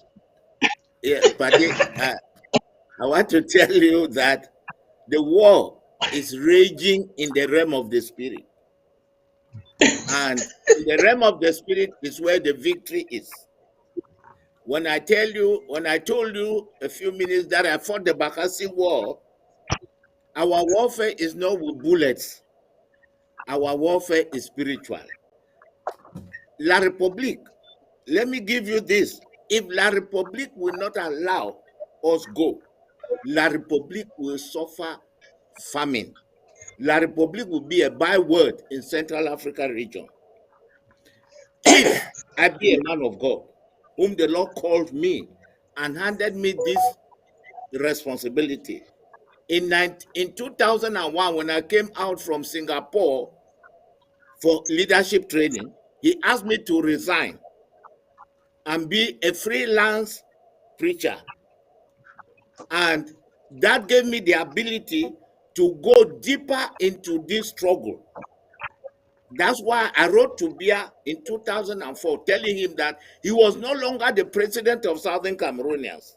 Then they sent assassins to come and kill me. And I escaped to Nigeria. It is from Nigeria the Lord lifted me to safety. I don't want to tell you where I am. But I am highly involved in this matter. If there is somebody who is causing trouble in this revolution, it's Reverend Papa Takwayo. Because I have the backing of the government of heaven. Now, the draft you are making is very okay, because without money, the Bible says, money answereth all things. And La République du Cameroon will go broke because of this war. While the light of amber, the name of our nation is Amberland. which is the land with the light of the Lord. Ezekiel chapter 1, verse 4 and verse 27. The amber light of the Lord is shining in southern Cameroon, and La République has pitch darkness. And because La République is in pitch darkness, as a result of them forsaking the God of creation, they are all only unto Freemason.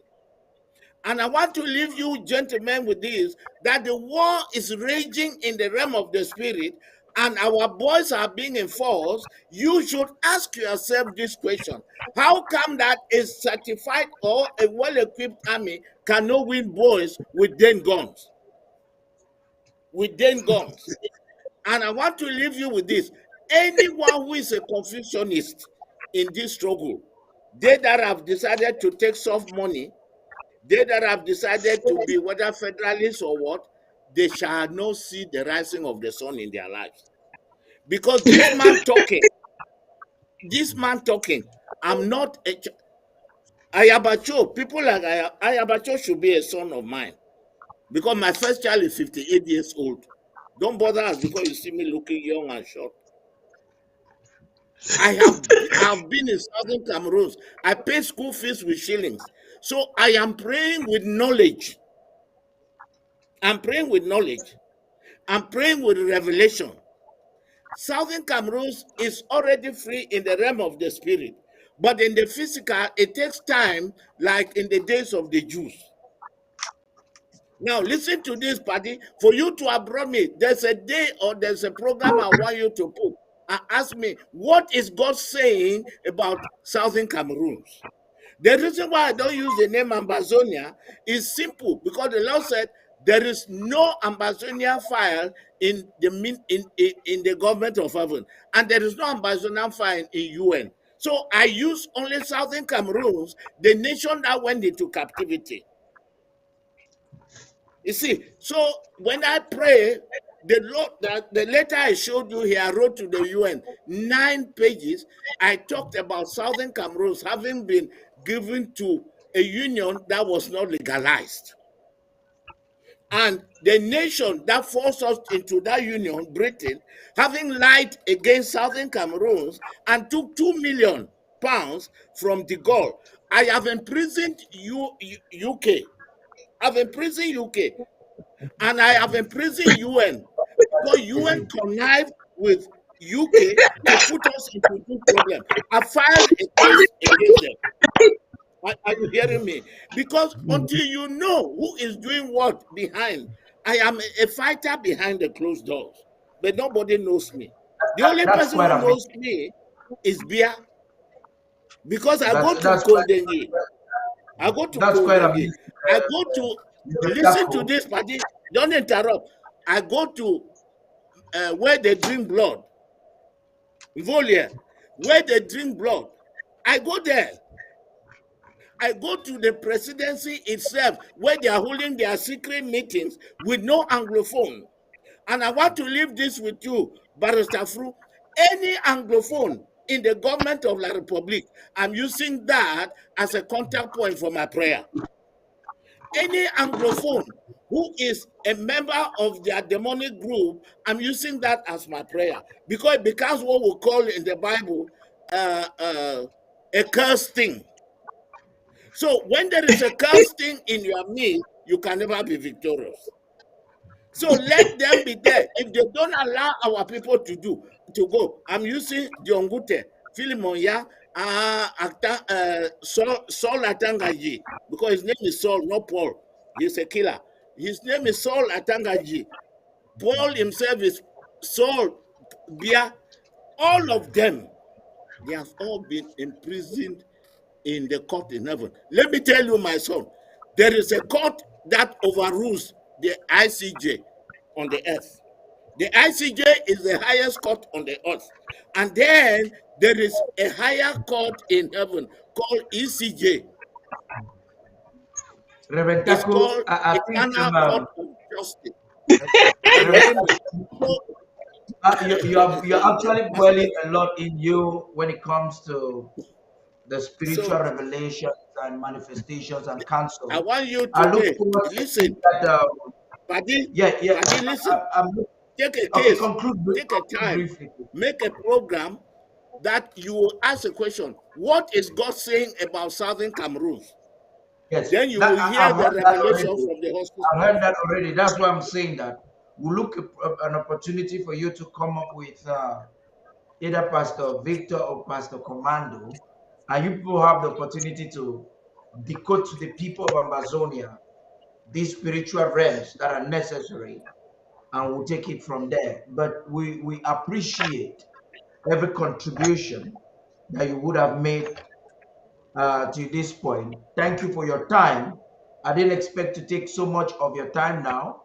But before we move into this next phase of the conversation, which is the concluding phase, and I'll be allowing you to go take your rest now, I want Dr. Fred Lobati to talk to us a little bit the importance. You gave snippets of it, the importance Yes, of financial involvement when it comes to the exit draft or the federal draft.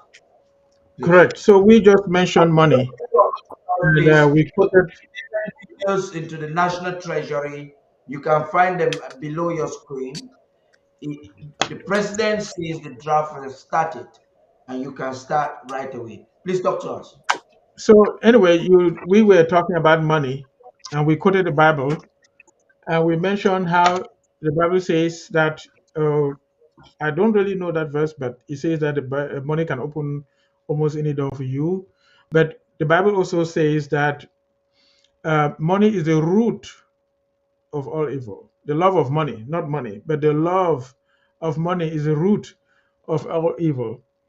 And Jesus himself said that make friends with the mammon, which he meant money, because there's a time when it's going to be helpful for you. So we have seen it in this revolution from the very beginning. When I have always been an Ambazonian or a Southern Cameroonian from the root of my heart, whenever I was going to Eastern Cameroon and I saw those military guys stop our taxis and take bribes on the road, I always felt like somebody needs to shoot them and kill them. And it came to it, it's happening today because I felt they were doing something wrong. And so we have always been in this. So when Deacon Tassang went to Nigeria and started with Fomuki, who is in Boston, to ask for money to fight this fight. We have been in there till today. And as God enables us, we'll be in there till the end when the baby is born or we go up to heaven. Whichever comes first, we will be there. We will not give in. And we have seen all kinds of people. We've seen the Tabernyans come and carry money away. We've seen the other one, what his name was, Reverend what, carrying money away. And even today, we still have people, even among us, once they get money in their hands, it's like their own personally earned money. They don't want to let it go. But we have to know that the fact that there is counterfeit money does not mean that you should not use true money or that you should not use money anymore. Yes, there is counterfeit money, but there is also true money. So we just have to be diligent to make sure that we identify the good money and use it. So with this draft, we encourage everybody to do as they are enabled. There are some who are not able to. That means they want to. The willingness is there, but they don't have the ability to earn the money to give what we call the draft, like $1,000. And they will give the little they have, like the widow's mite. And there are others who have so much, but they are not even willing to give even just $1. I have friends who are deans in universities here in the United States, classmates. They make mouth, they talk a lot. But when I talk to them about what is going on with Amazona, they will say, well, they are focused on training United Nations workers who go and work in third world nations. So that's their own contribution to the Amazonian struggle. And I say, what about giving money to help your people back in the village to fight where you say your house that you have built has been put down and the whole place is abandoned? They cannot cough even $1. But they will speak very proudly and tell about all publications that they have made, how they're great professors here and there. I don't want to name names. So basically, you truly know a person's heart, how they deal with money. And somebody who loves money so much does a lot of harm. Does a lot of harm because those guys are stingy. Once they have it, they hold it and they will not give it again. I find it very interesting. Since we came to the United States and we've been here since '93, when we gathered among Cameroonians and you ask them to give money, they refuse to give. But when you visit them, they will drive 100 miles and find a goat, a special meat, prepare it, and bring it to the gathering for people to eat. And it costed a lot of money to drive that 80 miles to buy the goat. It costed a lot of money to cook and prepare that goat. They just want the pride to bring that something unique. But if you ask them to give only $25, they will not give. We started donating money for our small local gathering. Once the money was put together and some of them had the money in their hand, their feast became tied with money that was not theirs. They wouldn't let it go. They started even using it for private purposes. There is just something wrong with money. So we see all these people, but I just want to encourage people that in spite of what we see, let us not be discouraged. There is counterfeit money, but there's also true money. Let us still do the good, and as you are enabled, give. If you don't have it to give, don't feel guilty. And the fact that somebody does not give does not mean that they're stingy. That's what I would say. Yeah, we're going to come back and talk very briefly and collectively on this federal draft. We're not done with it. But I want us to look at what is happening on the ground right now as we scope through Ambazonia this week. But first of all, I want to thank Reverend Taku for coming. You've been with us for close to 2 hours. You did a lot to be connected. Thank you very much. We hope to have you again. And you have so much inside of you spiritually to share. And ABC Amber TV has the platform for you to do that. Thank you very much, and God bless you. Right after this report we get in from the ground, it is a resume, an overview of Ambazonia this week. We will come to deliberate and conclude why the federal draft is so important and why that should be our main focus for now. Stay tuned. Here is an overview of what made the news this week in the southern Cameroons. This week in Amazonia, it has been a week where the plight of our people in the home front were examined and analyzed. All reports from Undaunted ABC Amber News. The sufferings of Ambazonians in the home front can no longer be ignored. Tonight, we will go through a series of reports that will reveal the plight of the people. Now, let's start with the road network in the entire Ambazonian territory, which is, by the way, ridiculous. Why I would say it's ridiculous is because Ambazonia has the natural resources, but yet the people are denied basic necessities. Now, you can see the images for yourself. Life in itself is difficult for Ambazonians. From the colonial gendarmes extorting and collecting bribes to marginalization to the very poor road network, the sufferings are immense. Now, let's examine the poor road network in Bamenda. Their dilapidated roads are abandoned and they keep getting worse with no signs of work by La Republic du Cameroon in the future. This goes a long way to tell us that the two Cameroons are two different entities that should stay apart. That's why we agree with those that say that La Republic du Cameroon does not care about the people in Ambazonia.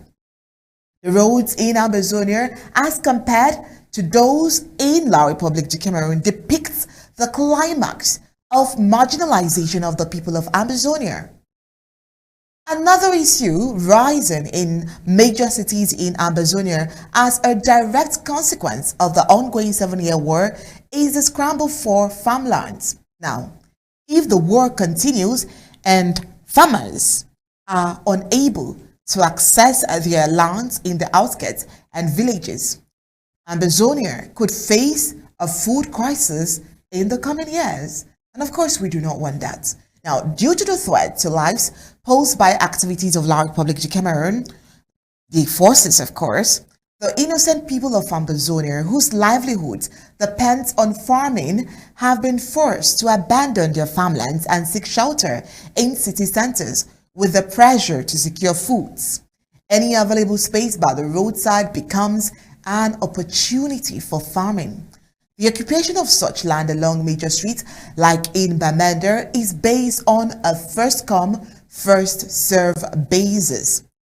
The hurt and the pain Ambazonians in the home front face is humiliating. Ambazonians, since before the onset of the senseless war, have been going through a hard time.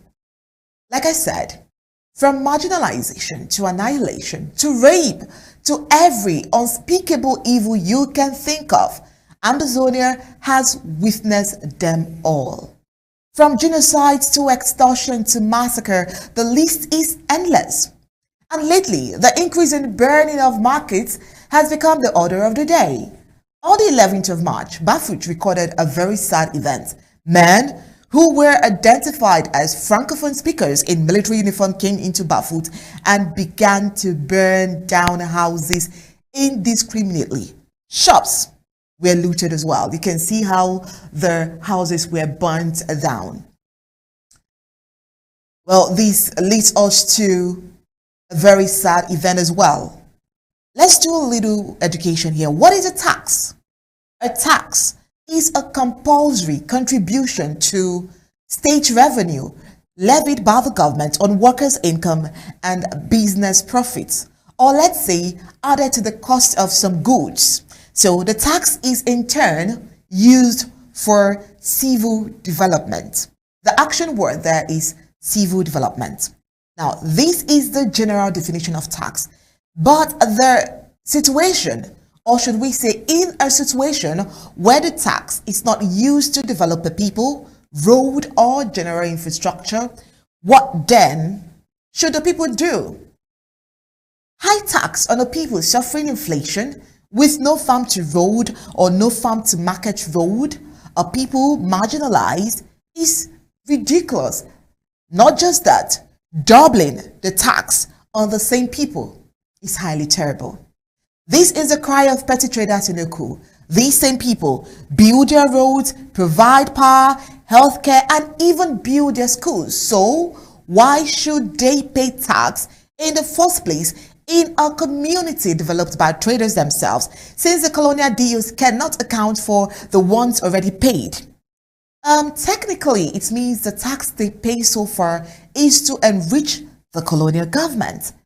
Because of this same double taxation, merchants of the Bamenda main market are observing a strike action protesting the rent hike imposed by the Bamenda Colonial City Council. The traders unanimously locked their shops in protest. The traders are demanding that the price should be maintained at the normal rate. A shop owner opined in a very sad way, saying that they are very angry with what is happening, and it's obvious that the colonial administration is taking advantage of them that are struggling. Well, but then an atmosphere of resistance took over in Intanico market in Bamenda, as well as traders organized a spontaneous shutdown to demonstrate against significant rent hikes and the lack of a rebuilding strategy for the Bamenda main market after the destructive fire that wiped out more than 300 shops. The market, which was previously a hub of trade, now sits in an unsettling quietness, with traders deserting their shops and leaving behind signs of a dissatisfaction, just like you can see in the images on the screen. In the African history and tradition, men usually bore the responsibility to dig burial grounds for the burial of members of their families. But in Ambazonia today, we see mothers, ladies, and young girls digging to bury their fathers, husbands, and brothers. You would agree with me that in this same African history, this is a taboo. Research has proven that a packet of the most basic disposable sanitary parts in the Cameroons cost as high as 600 francs CFA and over 1,000 francs CFA in some conflict-ridden rural communities of the southern Cameroon's Amazonia. The recent increase in transportation fares, in addition to increases in fuel prices and other taxes in an over-centralized La République du Cameroon governance system, is overbearing. Not just that, a cup of gari that used to be 10 francs is now 100 francs in a war-torn Amazonia. The question is, how do they survive? And all of this is centered on the woman, because the woman is the head of the family when it comes to issues associated with the kitchen. Now, last week was Women's Day worldwide. While women across the world celebrated Mother's Day, you can see what women in Amazonia were doing, digging graves. Not just that, in the two Cameroons, it was snubbed. Some women gave reasons for snubbing Women's Day celebration, which is hinged on the fact that women suffer a lot in the Cameroons to make ends meet for their families, and besides being victims of rape, discrimination, gender-based violence, and yet government does not defend them in their vulnerabilities. But that's not even all. The women were not at ease because there is war. Children are raped and killed indiscriminately. Life is expensive. Life is difficult. These women were seen in black to express their indignation with the country. They clearly expressed sadness, and they clearly explained that even sending children to school is of no use, because when they eventually graduate, there is no job, there is no employment, and so what's the use? Let's hear the sad lady's talk. Well, she clearly said there is no need for celebrating Women's Day because all they do is cry. All they do is weep. Year in, year out, children are unemployed, so on and so forth. And this is highly sad. Meanwhile, while there are women like this complaining and crying out for the world to come to their rescue, in the Unity Palace of La République du Cameroon, we are seeing a forced celebration with just few women in attendance. Now, let's see the opposite side of this. Now, you can see just a few women celebrating. The question we are asking is, how can the mother of a nation celebrate when her fellow mothers or her fellow women are mourning and crying? So sad.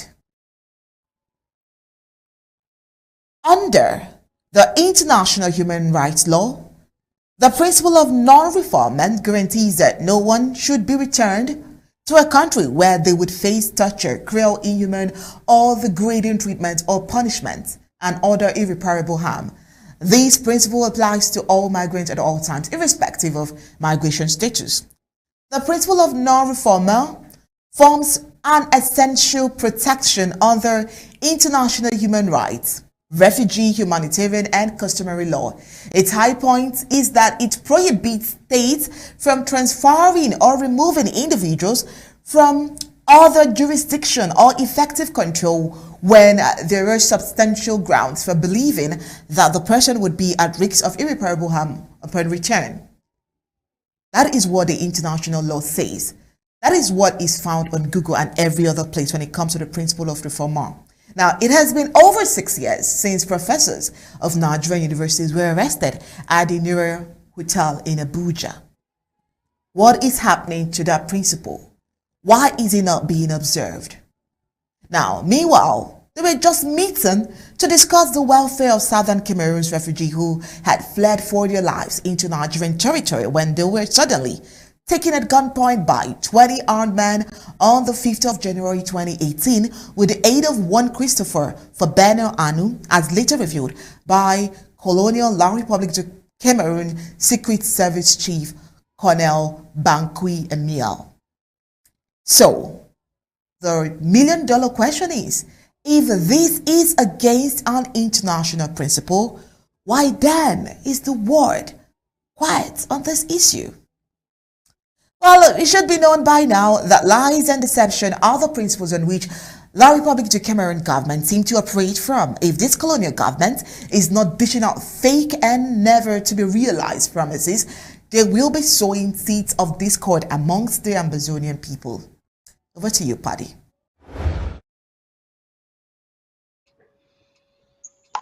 Thank you very much, Onye, for that insightful coverage there. We had very extensive reports on that during the week. We thought that as we're rounding up this week, we should refresh our minds to it. And when best is it for us to talk about it when we're looking forward to enforce and encourage the federal government draft? Barrister Mbese, I will take it first of all with you, and then we go with Barrister Fru, and Dr. Fred Lobati will crown it up all. Talk to us, please. Well, I think we've learned all the time that repetition is the best teacher. So what we're saying here is a repetition of what we've said many more times, even in this segment. And so that is draft, but you will draft more. You will draft more willingly if you look back at the background. The stories told in this last segment of women having no parts, of children having nothing to eat, of people suffering left and right. And if you look again at that initial picture of a coffin, there's somebody in a coffin being forced to travel on a road. If that guy were alive, he would refuse to be on that road because there's no road for human passage. And so that should be the guide. That should be the spirit of the draft. For with the draft, we have one dream ahead. There are better days ahead. At least by far better than what we have now. Our children may not have, our wives and girls may not have boxes of material, but they'll have the very basic. We may not have flyovers and super roads, but we'll have the basic roads that people can use. And above all, why are we going through this? That should be the guiding principle. Why are we suffering all this? What sin do we commit? What has God to punish us all this? I want to say, God is not punishing us. God is just trying us to see how we can persevere, because perseverance conquers all difficulties. Thank you. Amazing. Barrister Fru, please. Yes, Paddy, when I hope those pictures have gone viral, because that is what is telling every Southern Cameroonian, wherever you may be, that you need to draft. You need to drafting to the federal government. $1,000 a year is less than $100 a month. Less than $100 a month. And we have we have more than 2 million Southern Cameroonians living and working in the United States. Out of that 2 million, at least 30 to 40% are millionaires. What you call the rich. How does it cost you less than $100 a month to buy freedom, or to make people to defend those who are burning your house that you built, burning the house of your parents at home? What does it cost? Is it the house that has been burned down that you have an opportunity to prevent another one from being burned down by drafting your $1,000 a year, and also drafting, of course, to your local government area, so that our army can have enough to protect the population, which includes your parents, your brothers, your sisters, your children, or whoever is living in the homeland. I'm calling on all Ambazonians all over the world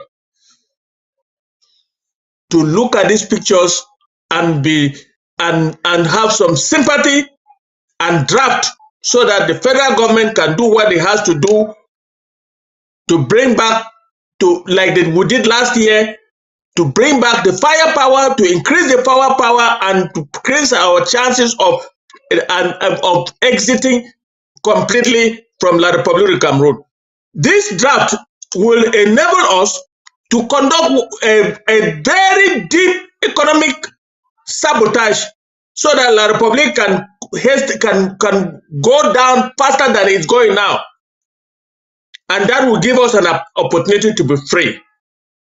Because if they start fighting among themselves, which I know they would, it will be an opportunity for us to be free. This year is our year. Please do your best to draft your federal draft of $1,000 quickly so that we can go to work with our army on the ground. They need us and we must deliver. Thank you very much. Amazing. Dr. Fred Yeah. Lubati, it's So those images, those were heart um, wrenching. I just want to cue you in so that as you speak, you are the president of the patrons of ABC Amber TV. I think maybe as you speak, you can also solicit mhm, some mhm. people to join your team as we help to make this TV live every day, every week, every month, and for close to 2 years right now. It is important that you have that introduced. The payment details of ABC Amber TV are also below, and I'm also going to have them as an overlay for those who are not donating. We understand our platform has been inactive. Our donation platform has been inactive for close to a year, and that has caused a lot of challenges for some of you. You are not even aware. It's a problem that is under control. We are rectifying it, and hopefully this week, under the mandate of the president, we may have it public to get you to reactivate your subscriptions and make sure that your donations will be current. So I'd like to thank those who have been calling us. A lot of Ambazonians called us. I want to thank Nuti from South Africa, who called us and paid last week his arrears for the past 6 months. He noticed his credit card has not been going through. He called and made sure the payments went through.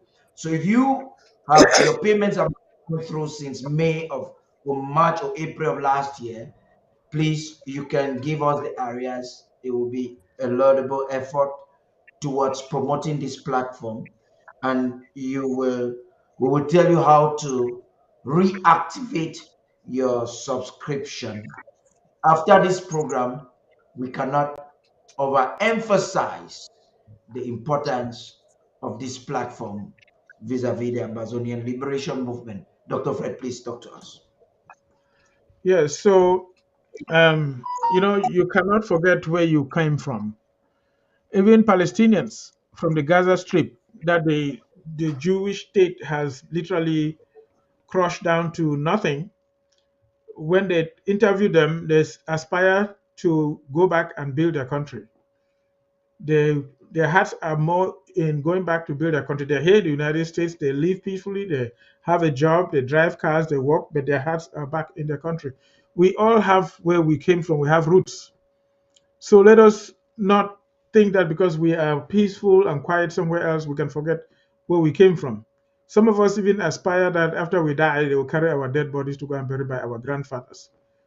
Um, I just want to appeal to us to do our best and contribute massively, generously to get Ambazonia liberated by drafting, and very importantly also to keep this television channel, these our communication channels open. We need funding significantly. If anybody has not been contributed, we are appealing that they should start giving money to support ABC so that it can be funded. Those beautiful, hardworking girls you saw over there talking, they need to receive a reimbursement for their dedication and time and the work that they do, just like everybody, to be able to deliver the news that we receive. So we are appealing for everybody to give. And if you are willing to tighten your belt a little bit more and give, say, $250 or more a month, we'll be very happy to receive you among the patrons of ABC, where you will know the in and outs of how ABC functions. you will know the details of everything concerning ABC. We're inviting everybody to join in. So that's what I can say right now. We're just appealing to everybody to be generous and give, not only for the draft, but also to support ABC. And if possible, also come up to the level of joining the patrons. We meet every 2 weeks and we discuss details concerning ABC, and you will know the in and outs to keep ABC funded. The risk is if ABC is not funded, you may not have these programs. You will not hear our voice. But God forbid that that should happen, and we pray that it will never happen. And we thank everybody who comes in on board and contributes to keep ABC funded. Thank you very much.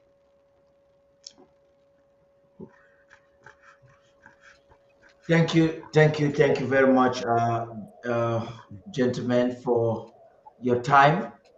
We've been here for about 2 hours, 10 minutes. Amazonians have been excited about the show.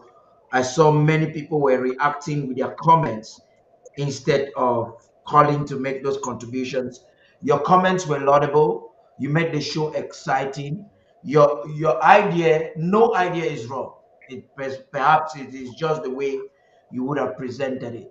By now, you know the government position, as reiterated by Barrister Mbesia and Barrister Tim and everyone. You know government position on the topical issues that are plaguing Amazonia these days.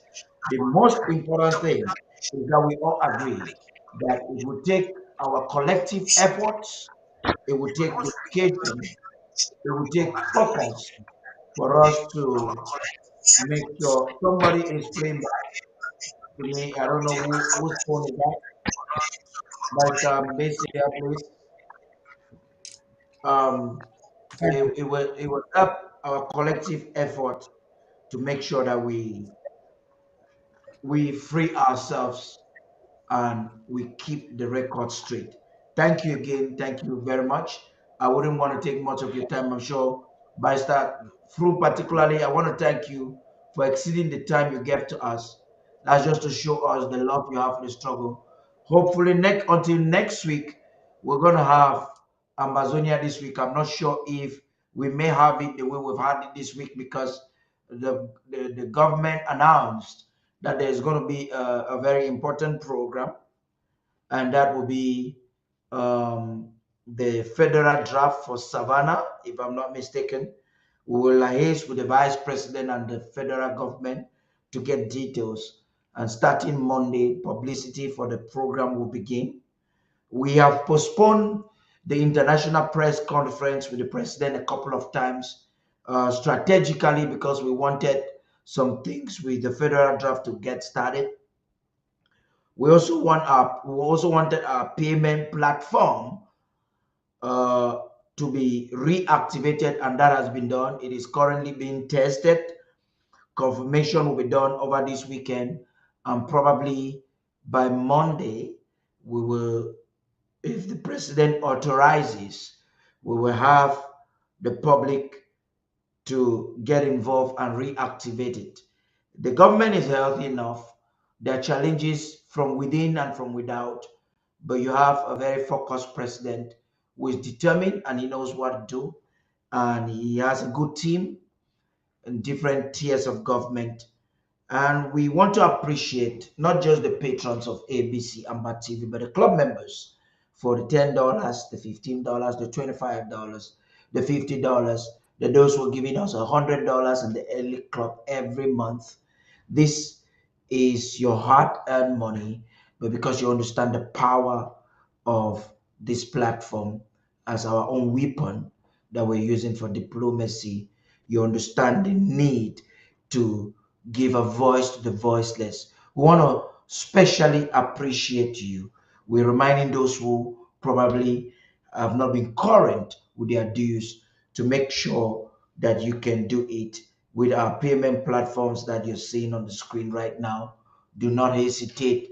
Whichever payment platform is comfortable for you, do not hesitate to do that. If you are unable to use any of the payment platforms, you can as well contact us and we will give you other facilitative methods that can help you to participate and become really very effective in this effort of the media warfare. We are championing it in Ambazonia, no doubt. We are hitting the rocks even in the Cameroons put together, no doubt. Cameroon wants us down at all cost because of the impact we're creating. And part of that impact we're creating is that we are always redefining the falsehood, the false narratives that have been invested in the minds of our people for 6 long decades. Even as we speak now, Cameroon picks an illiterate like Konda Titus to tell us that Britain signed a union treaty. That was falsehood. It took ABC Amber TV, the only platform who countered it, came with the historical and legal facts to debunk a cheap falsehood. Many, many other things. You have just seen images. We have reporters on the ground. And these guys do take the risks. They go to pick some of these images. They go sometimes to identify people without the people knowing them. They are getting facts from us. They're briefing. And the importance of them is not just to give news to ABC Amber Television. It's also to serve as intelligence officers on the ground. So that when we get information coming from different parts from on the media, we want to be sure to get first-hand information for those who have dedicated their life for ABC Amber TV. I want to say thank you to all the viewers who have seen this show. We will definitely come back to you again next week, but our programs will have a great amelioration from next week. There is a program Pastor Commando is currently holding. Now, if I have that link, we'll be coming back live. Pastor Commando is currently having a program in Brazil right now with a channel, and some Brazilians are discussing Ambazonian politics and important things that have to do with Ambazonia. If I would have it now, you can be rest assured that within the next 5 to 10 minutes, I'll come back live, or I will stream the program live for you or to benefit from it. If not, we are sure to rebroadcast it tomorrow prime time. Stay blessed. I would say God bless you. It's been Tapari King, and it's been a long day. Have a great weekend. Ambazonia is free. Cash App 20265. Payment method www.abcambertv.com/donate. ABC Amber TV payment channels. Cash App 202-650-2216. Zelle 202-650-2216. Ambazonia Broadcasting Corporation. PayPal donations at abcambertv.com. For more details, call +124-028-43-111. You can email us at info@abcambertv.com.